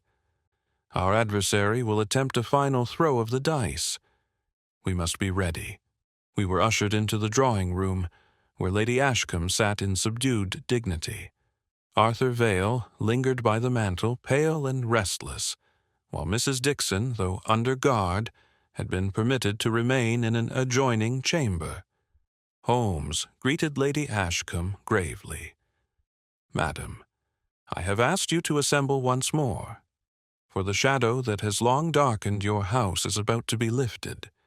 But before it can, I fear the hand behind these crimes will make one last attempt at flight. Or worse." A clap of thunder punctuated his words, and I saw Lady Ashcombe shiver. We had scarcely taken our seats when a sudden commotion arose from the hall. A constable burst in, breathless. "Mr. Holmes, someone's forced the side door." Holmes sprang up, his eyes flashing. "As I predicted. Watson, come." We rushed into the corridor just as a figure darted from the shadows, cloak swirling, hat pulled low. In one hand gleamed the unmistakable outline of a revolver. "Stop there!" Lestrade shouted, leveling his own weapon. The intruder hesitated, then raised the pistol, but Holmes was swifter. With a sudden bound he struck the arm aside, the shot discharging harmlessly into the wainscot. The struggle was brief but desperate. At last, the weapon clattered to the floor, and the constables seized the would-be fugitive. I bent forward, my heart pounding, and gasped. It was not Mrs. Dixon, as I had expected, but a gentleman of distinguished bearing, his features contorted in rage and fear. "Good God!" I cried. "It is Sir Reginald Ashcombe." Holmes's face was set like iron. "Yes, Watson, the guardian of the estate, the pillar of the family honor, and the architect of this long tragedy." Lady Ashcombe, who had followed us into the corridor, gave a strangled cry. "Uncle Reginald, no, it cannot be." The baronet's eyes blazed as he struggled against the constable's grasp. "Silence!" "You know nothing of it, Eleanor. I did it for you, for us all. That child was a disgrace, a blot upon the family name. Would you have seen Ashcombe torn down in scandal?" Holmes stepped forward, his voice cold and unyielding. "Spare us the justification, Sir Reginald. You smothered the child in its infancy, then enlisted Mrs. Dixon to conceal the remains, allowing her to believe the infant had died naturally. Years later, when Lennox discovered the trust, you silenced him with poison. And when Lady Ashcombe's recollections threatened to stir, you struck again, twice. Tonight you sought escape, but the game is over." Reginald's face twisted with bitter defiance. "You cannot prove it. Dixon confessed. Let her hang for it." Holmes's gaze was icy. "On the contrary, Sir Reginald, proof abounds. The pawn you left in the wrappings was no accident. You alone had played with Sir Peregrine's set after his death, a habit you could not forego even in that dreadful hour. Further, the handwriting on the note to Lennox matches that of letters you sent last year to the solicitor's office, a fact already verified at the Yard. The pattern of your guilt is complete." Reginald's bravado crumbled. He sank into a chair, burying his face in his hands. "Then all is lost," he muttered hoarsely. "Ashcombe is ruined, and I with it." Holmes regarded him with cold detachment. "Not ruined, Sir Reginald, cleansed. The truth, however painful, is always less corrosive than the lie festering in darkness." Lady Ashcombe, pale but composed, lifted her head. "Uncle," she said softly, "if you had trusted me with the truth, I should have borne the shame. But you chose deceit and murder. That is what has ruined us." There was silence, save for the distant rumble of thunder. Lestrade, grim and businesslike, gave the order, and the constables led the broken man away. As the door closed behind them, I turned to Holmes in awe. "Holmes, your foresight was astonishing. But tell me, how did you know Reginald would attempt to flee tonight?" Holmes allowed himself the faintest smile. "Because I gave him no other choice. The notes I dispatched yesterday, suggesting the Yard already possessed Lennox's full account, ensured his panic. He could not risk arrest and trial. His pride would not permit it.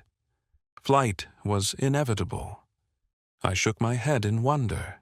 "And yet you exposed yourself to grave danger." Holmes shrugged lightly. "The danger was calculable, Watson, and the reward, truth, was worth the risk. The web is complete. The last attempt has been made, and the quarry lies in the net."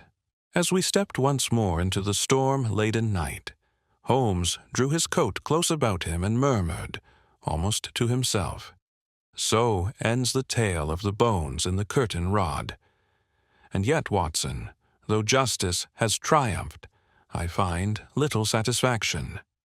For in this case, the true victim was not Lennox, nor Lady Ashcombe, nor even the estate. It was that nameless child, whose only crime was to be born." Chapter 14. Holmes closes in, the final clue. Revealed. The storm had broken in earnest by the time we returned to Baker Street. Rain lashed the windows, and the steady drum of thunder seemed to echo the turmoil we had just witnessed. Holmes sat before the fire, pipe clenched but unlit, his long fingers steepled. I watched him in silence, sensing he was preparing to speak the final words that would draw the web tight. At length he leaned forward, his voice low and deliberate. "Watson, you recall how I warned you at the outset that the smallest detail might prove the most significant. Indeed, Holmes, and you have been vindicated more than once in this matter." He inclined his head. "The final proof against Sir Reginald lies not in confession, nor in motive, but in detail. It is that detail which allowed me to close the circle." I leaned forward eagerly. "You mean the chess pawn?" "Partly. That trinket placed the crime within the walls of the Ashcombe household. But no, the truer clinching point was subtler. Consider the wrappings in which the child's remains were found. Dixon believed she alone had prepared them. Yet the embroidery upon those linens bore not merely her hand, but a second, a firmer, more practiced stitch, such as one might expect from a man used to correspondence rather than needlework." I started. "You mean Sir Reginald himself?" "Exactly. The hems bore two distinct patterns of thread. One line was Dixon's, neat but tentative. The second, interlaced, belonged to a heavier hand. I compared those stitches with the reinforcing thread upon Sir Reginald's writing case, which I had occasion to inspect yesterday, under the pretense of admiring its leather work. They matched perfectly. Dixon wrapped the child, yes, but Reginald reinforced the wrappings to ensure they would endure the years. That detail revealed his presence in the concealment, and therefore his culpability." I could not suppress a shudder. A chilling precision, Holmes, and yet how dreadful to leave such a mark upon one's crime. Holmes's eyes gleamed. Criminals, Watson, are rarely so meticulous as they believe. In striving to perfect their work, they often betray themselves. So it was here. He rose and moved restlessly about the room. Then there was the matter of the disinfectant. Dixon confessed she used the household stores, but the ledger of purchases which I examined this morning revealed that a double quantity of carbolic acid was ordered that month, signed for not by Dixon, but by Sir Reginald himself. Why would a gentleman trouble himself with such a task unless he required the substance for his own purposes? Dixon was the tool.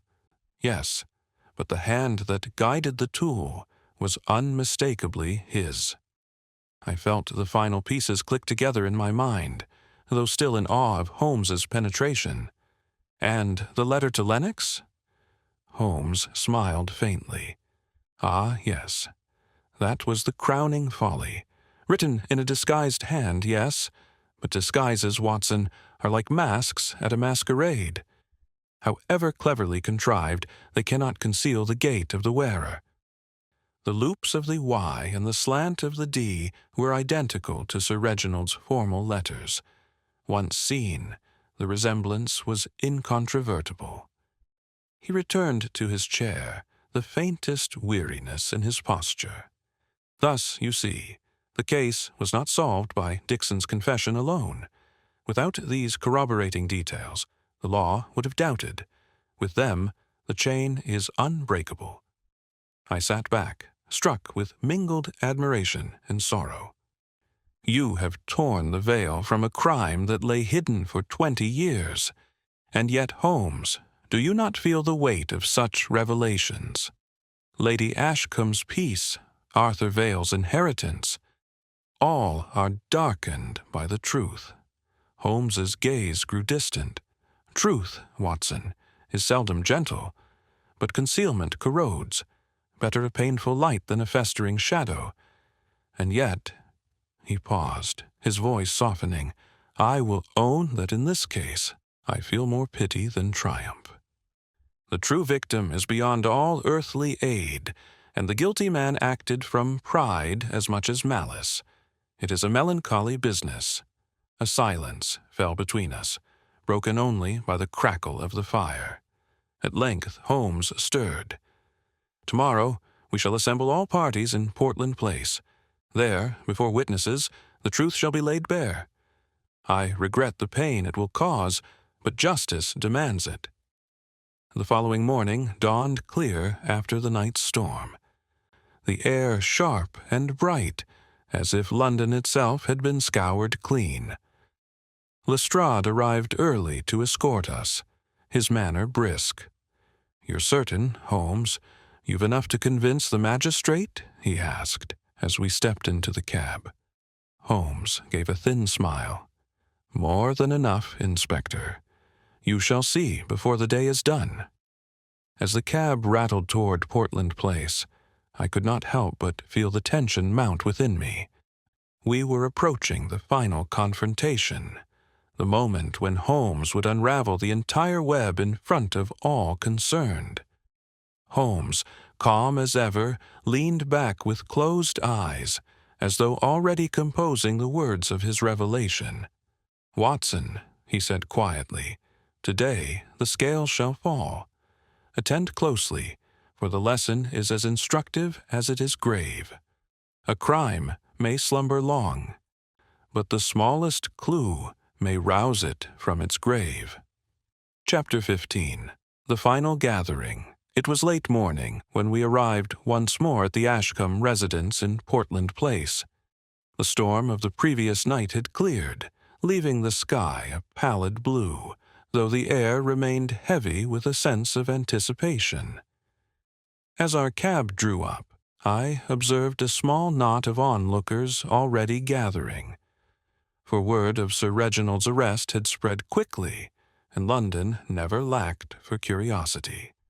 Within, The great drawing-room had been arranged according to Holmes's precise instructions. A long table dominated the center, its surface bare save for a neat stack of documents, a pawn set upon a square of linen, and a ledger of household accounts. Holmes had insisted that each item be placed in full view, for he intended, as he put it, to let the evidence speak with its own tongue. Lady Ashcombe sat near the window, her face pale but composed, her posture betraying the effort of dignity. Arthur Vale lingered close beside her, his expression one of strained anxiety. Lestrade stood by the hearth, 2 constables at the ready, while Mrs. Dixon, her wrists bound loosely, was seated apart under guard. Despite her disheveled appearance, she bore herself with a quiet resignation that struck me as almost tragic. Holmes entered last, tall and commanding, his keen eyes sweeping the room. He took his place at the head of the table, folding his long fingers together. The atmosphere was electric, as though the very air had thickened under the weight of what was about to be revealed. "My friends," Holmes began in his measured tones, "we are assembled to conclude the sad affair of the bones found within the curtain rod. A crime, long buried, has been brought to light. I shall now present, in order, the sequence of facts that point with unerring certainty to the truth." Lady Ashcombe shifted in her seat, her lips trembling. "Mr. Holmes, I beg you, is it necessary to rehearse the horror before us all?" Holmes inclined his head respectfully.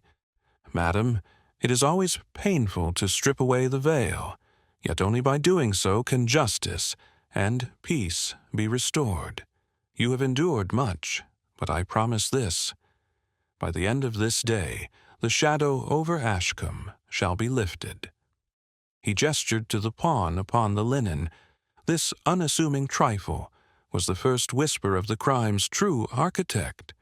Found among the wrappings of the child, it was dismissed by many as mere chance. Yet I knew at once it bore significance, for it belonged to Sir Peregrine Ashcombe's private chess set, entrusted only to Sir Reginald after his death. That pawn, placed inadvertently amid the concealment, proclaimed Reginald's presence at the scene. Arthur Vale gave a faint gasp, and Lestrade muttered an oath. Holmes continued without pause.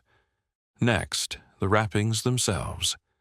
Dixon confessed she sewed them, and indeed much of the embroidery is her hand.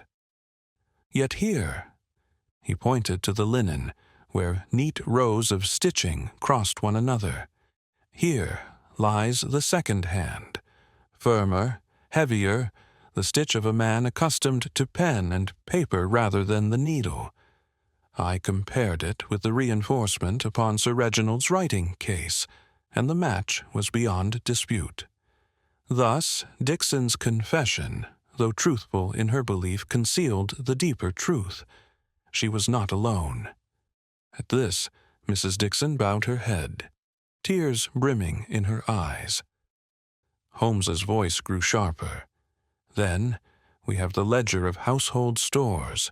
Note the entry for the month of the child's death.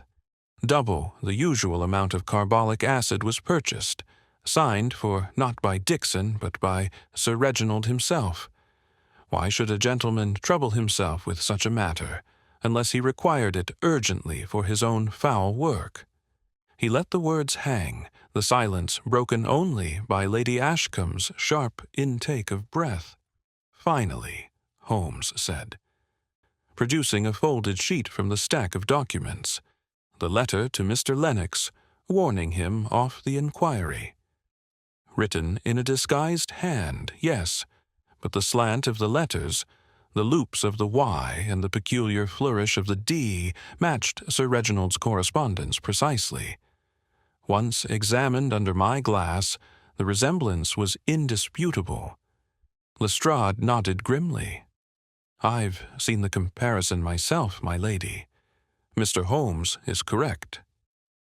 Lady Ashcombe covered her face with her hands. Arthur Vale leaned forward, his voice trembling. Then, "It was Uncle Reginald all along? He killed the child?" Holmes turned to him. His tone softened. "Yes, Mr. Vale.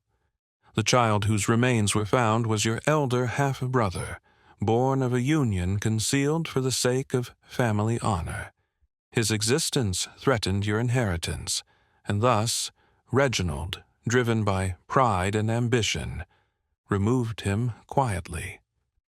Dixon, in her loyalty, believed she merely concealed a natural death.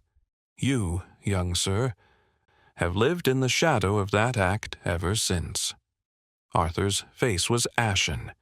"And Lennox, poor Lennox, he died for discovering the truth?" Holmes bowed his head. "So it was. The poison administered to him bore the same signature as that used in Lady Ashcombe's attempted draft. Both traced back to the household stores, both ordered by Sir Reginald." The silence that followed was profound. Even Lestrade, so often brusque, stood solemn and still. At last, Lady Ashcombe lowered her hands, her face pale but resolute. "Mr. Holmes," she whispered, "I thank you. Though my heart breaks, I am grateful. Better the cruel truth than the festering lie. My uncle's name is stained, but at least I know where the guilt lies and where it does not." Holmes inclined his head gravely. "That, madam, is all we may hope for. The truth, however painful, restores what honor can be salvaged." Lestrade cleared his throat. "If it suits Mr. Holmes, I'll see the matter laid before the magistrate this very day. Reginald Ashcombe will answer for his deeds." Holmes gave a curt nod. "Do so, Inspector. The chain of evidence is complete." As we filed slowly from the room, I could not help but feel the weight of sorrow pressing upon us all. Yet I noted in Holmes's expression no triumph, only a deep and melancholy satisfaction. He had achieved what he set out to do, yet, in this case, victory bore no joy. When we returned to the cab, I ventured softly, "Holmes, you have assembled the case with unmatched precision, and yet you seem grave. Does the conclusion not bring you peace?" Holmes's eyes, gazing out at the passing streets, were distant. "Peace, Watson. Perhaps for Lady Ashcombe, though dearly bought. For myself, I confess the image of that poor child, hidden in darkness for 20 years, weighs heavier than the applause of any tribunal. Justice may be served, but innocence, once destroyed, cannot be restored." Chapter 16. The Reveal. Holmes breaks down the crime. The assembly at Portland Place had been heavy with silence when Holmes concluded his presentation of the evidence, yet I knew from long experience that he had not yet delivered the true culmination of his reasoning. Later that evening, as we sat once more in Lady Ashcombe's drawing-room, Holmes addressed us all, his voice calm, deliberate, and utterly commanding. "Before this melancholy matter is handed fully into the care of the law," said Holmes, "I deem it right that those most affected should know the entire truth. What I have thus far presented are the proofs of Sir Reginald's guilt. What remains is the story itself, the step-by-step unraveling of a crime conceived in pride and executed in secrecy. Attend closely, for the smallest link completes the chain." Lady Ashcombe inclined her head with quiet courage, while Arthur Vale leaned forward, pale and intent. Lestrade, notebook ready, waited with the grim patience of a man who had seen many such reckonings, but never tired of Holmes's mastery. Holmes began. 20 years ago, Lady Ashcombe, you bore a child. The circumstances of his birth, as you know, were concealed for the sake of your family's honor. But the child was legitimate. the son of your late husband, Sir Peregrine. Under the terms of the trust drawn by Sir Peregrine's solicitor, that boy would have stood equal in inheritance to any other issue, thereby reducing Sir Reginald's power and wealth considerably. Lady Ashcombe gave a faint gasp, but Holmes pressed on.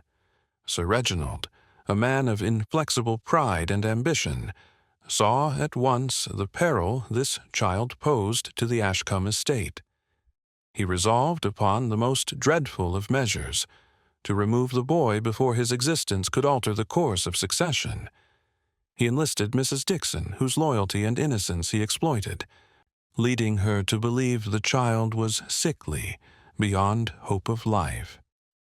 When the infant expired, as she thought naturally, he pressed her to conceal the remains in the curtain rod, swearing her to silence for the sake of the family. She obeyed, never suspecting that the child had been smothered by Reginald's own hand.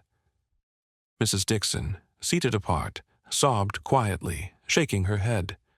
"I swear I never knew, my lady. I thought him already gone." Holmes inclined his head gravely. "Indeed, Mrs. Dixon, your guilt lies in concealment, not in murder." He turned back to the gathering. For years the crime lay dormant, Reginald's position secure, his conscience hardened. But fate, as it so often does, stirred the ashes. A zealous solicitor, Mr. Lennox, discovered the reference to the trust and began his inquiries. Reginald, learning of this through his connections, acted swiftly. He penned the anonymous warning to Lennox, hoping to frighten him off. When that failed, he resorted to poison, slipping the draught into Lennox's drink at a supper under the pretext of hospitality.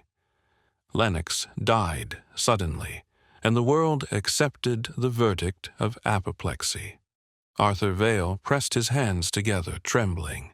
"I recall that supper. Uncle insisted upon pouring the wine himself." "Quite so," said Holmes.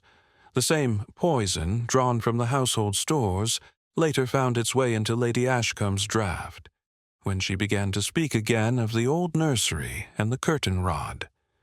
Reginald could not risk discovery.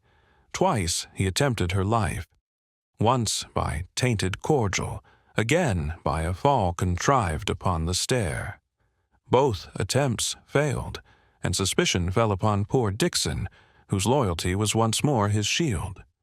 Lestrade frowned. "And the pawn, Holmes, how did that fit?" "A mere accident, Inspector. Yet the fatal slip. In the haste of concealment, Reginald dropped it among the wrappings. No eye save mine noted its presence as significant. But I knew at once it tied the concealment to Sir Reginald, for no other hand in that house had touched Sir Peregrine's set since his death. That trifle, combined with the stitching upon the linen and the evidence of the ledger, furnished the unassailable proof." Holmes's voice grew solemn. Thus the crime, committed in secret 2 decades ago, resurfaced like a skeleton dragged from its grave. Pride and ambition may delay justice, but they cannot prevent it forever. A silence followed, broken only by the steady tick of the mantel clock. Lady Ashcombe raised her eyes, tears shimmering but her voice firm. "Mr. Holmes, I cannot thank you enough. You have torn the veil from a horror I scarce dared imagine. Yet in knowing the truth, I feel strangely freed. No more shadows, no more whispers, only the certainty of what has been and what must now be borne." Arthur Vale, pale and shaken, spoke hoarsely. "And I have lived all my life as heir to what was not rightfully mine." Holmes's gaze softened. "You were a child, Mr. Vale, innocent of your uncle's crime.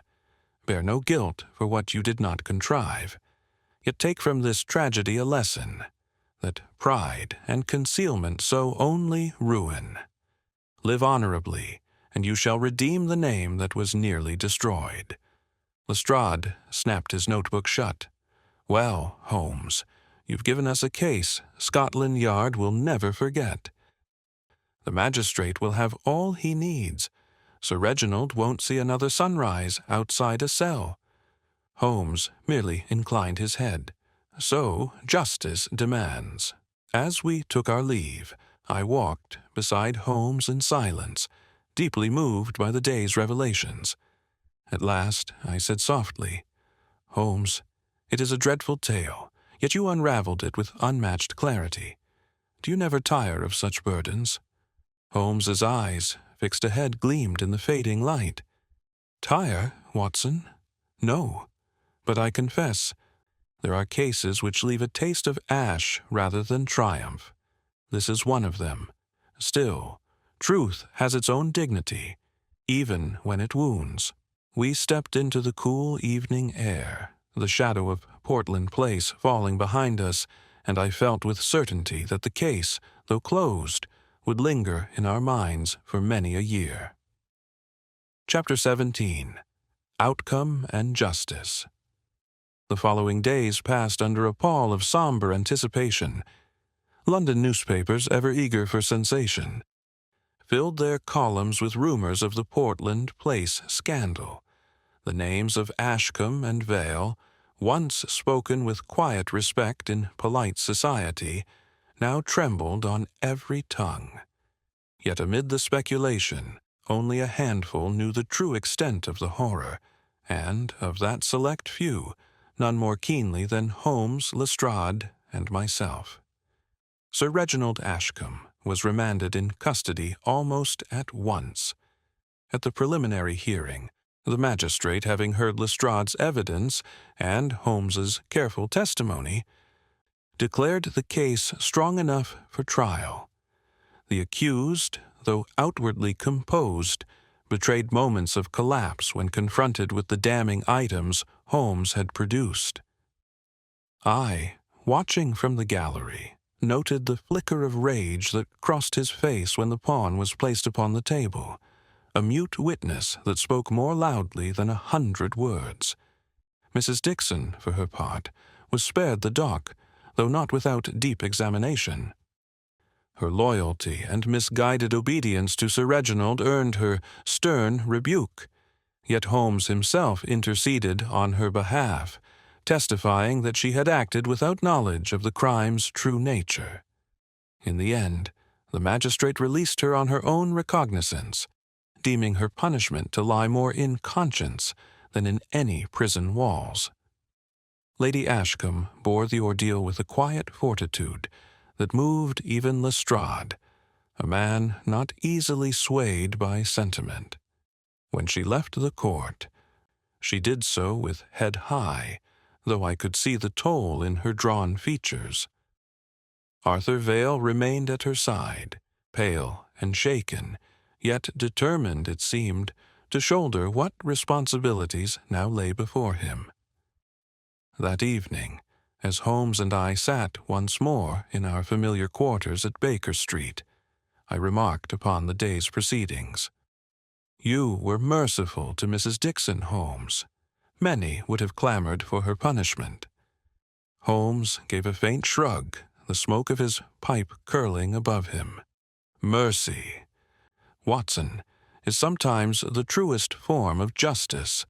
The woman has lived 20 years under the weight of a falsehood pressed upon her. No prison could add to her penance. It is Reginald upon whom the law must fall." He leaned back, eyes half closed. "It is a curious reflection, is it not? A man of rank and standing, lauded in his circle, brought low by the smallest of trifles, a chess pawn, a few stitches in linen.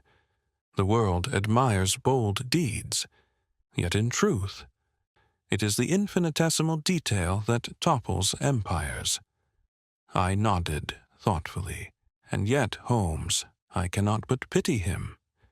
His downfall was the fruit of pride rather than greed. He acted not for riches, but for what he believed was family honor. Holmes's gaze hardened. "Honor built upon deceit is no honor, Watson." Remember that. In choosing silence and murder over truth, Reginald condemned himself long before I uncovered his secret. The trial itself, when it came some weeks later, was little more than a formality. Holmes's chain of evidence, corroborated by Lestrade and the Crown's experts, proved unassailable. The jury, after only an hour's deliberation, returned a verdict of guilty. Sir Reginald, standing erect in the dock, received the sentence with the icy calm of a man whose pride had not yet surrendered, though his fate was sealed. He was conveyed to Newgate to await execution, and thus the curtain fell upon the Ashcombe scandal. On the evening of the verdict, I found Holmes unusually reflective. He stood by the window of our sitting room, gazing out at the fog-draped streets, his violin resting untouched beside him. "You are troubled, Holmes," I ventured gently. He did not turn. "I am, Watson. Not at the verdict, which was just, nor at the law's course, which was inevitable.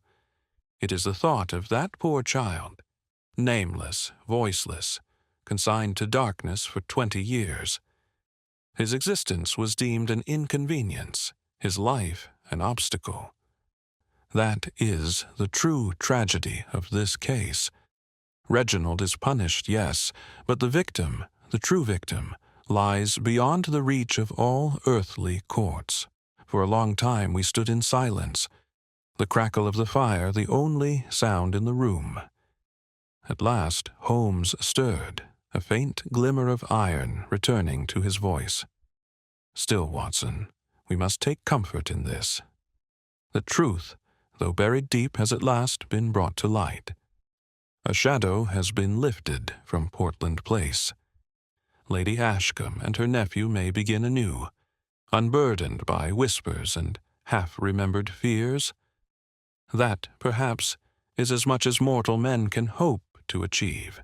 I could not but agree. And yet, as I penned my notes that night, I felt with piercing clarity that this case, more than most, would linger in my memory, not as a triumph of Holmes's intellect, but as a somber meditation on the frailty of human pride and the inexorable justice of truth. Chapter 18. Holmes's Final Reflection. The weeks following Sir Reginald Ashcombe's conviction were curiously quiet at Baker Street. The newspapers, after exhausting every detail of the Portland Place scandal, turned their attention to fresher sensations, leaving the case to fade slowly from the public's discourse. Yet within the circle of those touched by it, the memory lingered keenly. Lady Ashcombe, I learned through Lestrade, had retired with her nephew to a country estate in Sussex, there to recover her health and, perhaps, to rebuild some measure of peace. Mrs. Dixon, released from custody, had gone to live with a distant cousin in Surrey, her spirit subdued, but her loyalty to the family unbroken even in disgrace. As for Sir Reginald, he remained in Newgate, awaiting the inevitable end, his pride apparently unbent to the last. On a particularly crisp evening, as I sat across from Holmes in our sitting room, I laid aside the day's paper and remarked, "It is a relief, Holmes, to think that this sad affair is behind us, and yet I cannot shake the melancholy of it. Rarely have I seen a case conclude with so little of your usual satisfaction." Holmes, who had been leaning against the mantel, pipe unlit in his hand, looked into the fire with that distant reflective gaze I had come to know so well. "You are correct, Watson," he said softly. "There are cases in which the intellect is gratified, but the soul remains unsatisfied. This was one such. My deductions were sound, the sequence of events clear beyond dispute. And yet, what triumph is there in exposing a man who, in saving a name, destroyed the very honor he sought to preserve?" He moved to his chair and sat, steepling his fingers. "Consider it, Watson.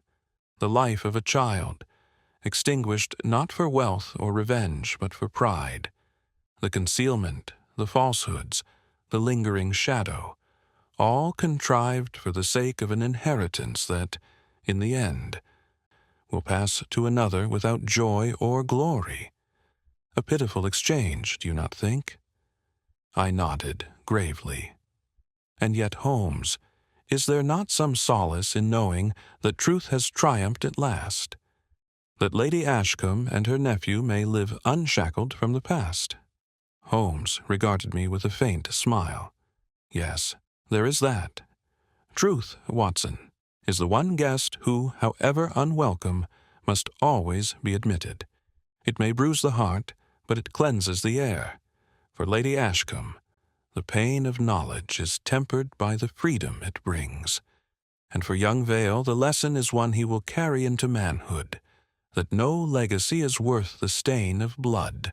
He drew from his pocket the small chess pawn, turning it delicately between his fingers.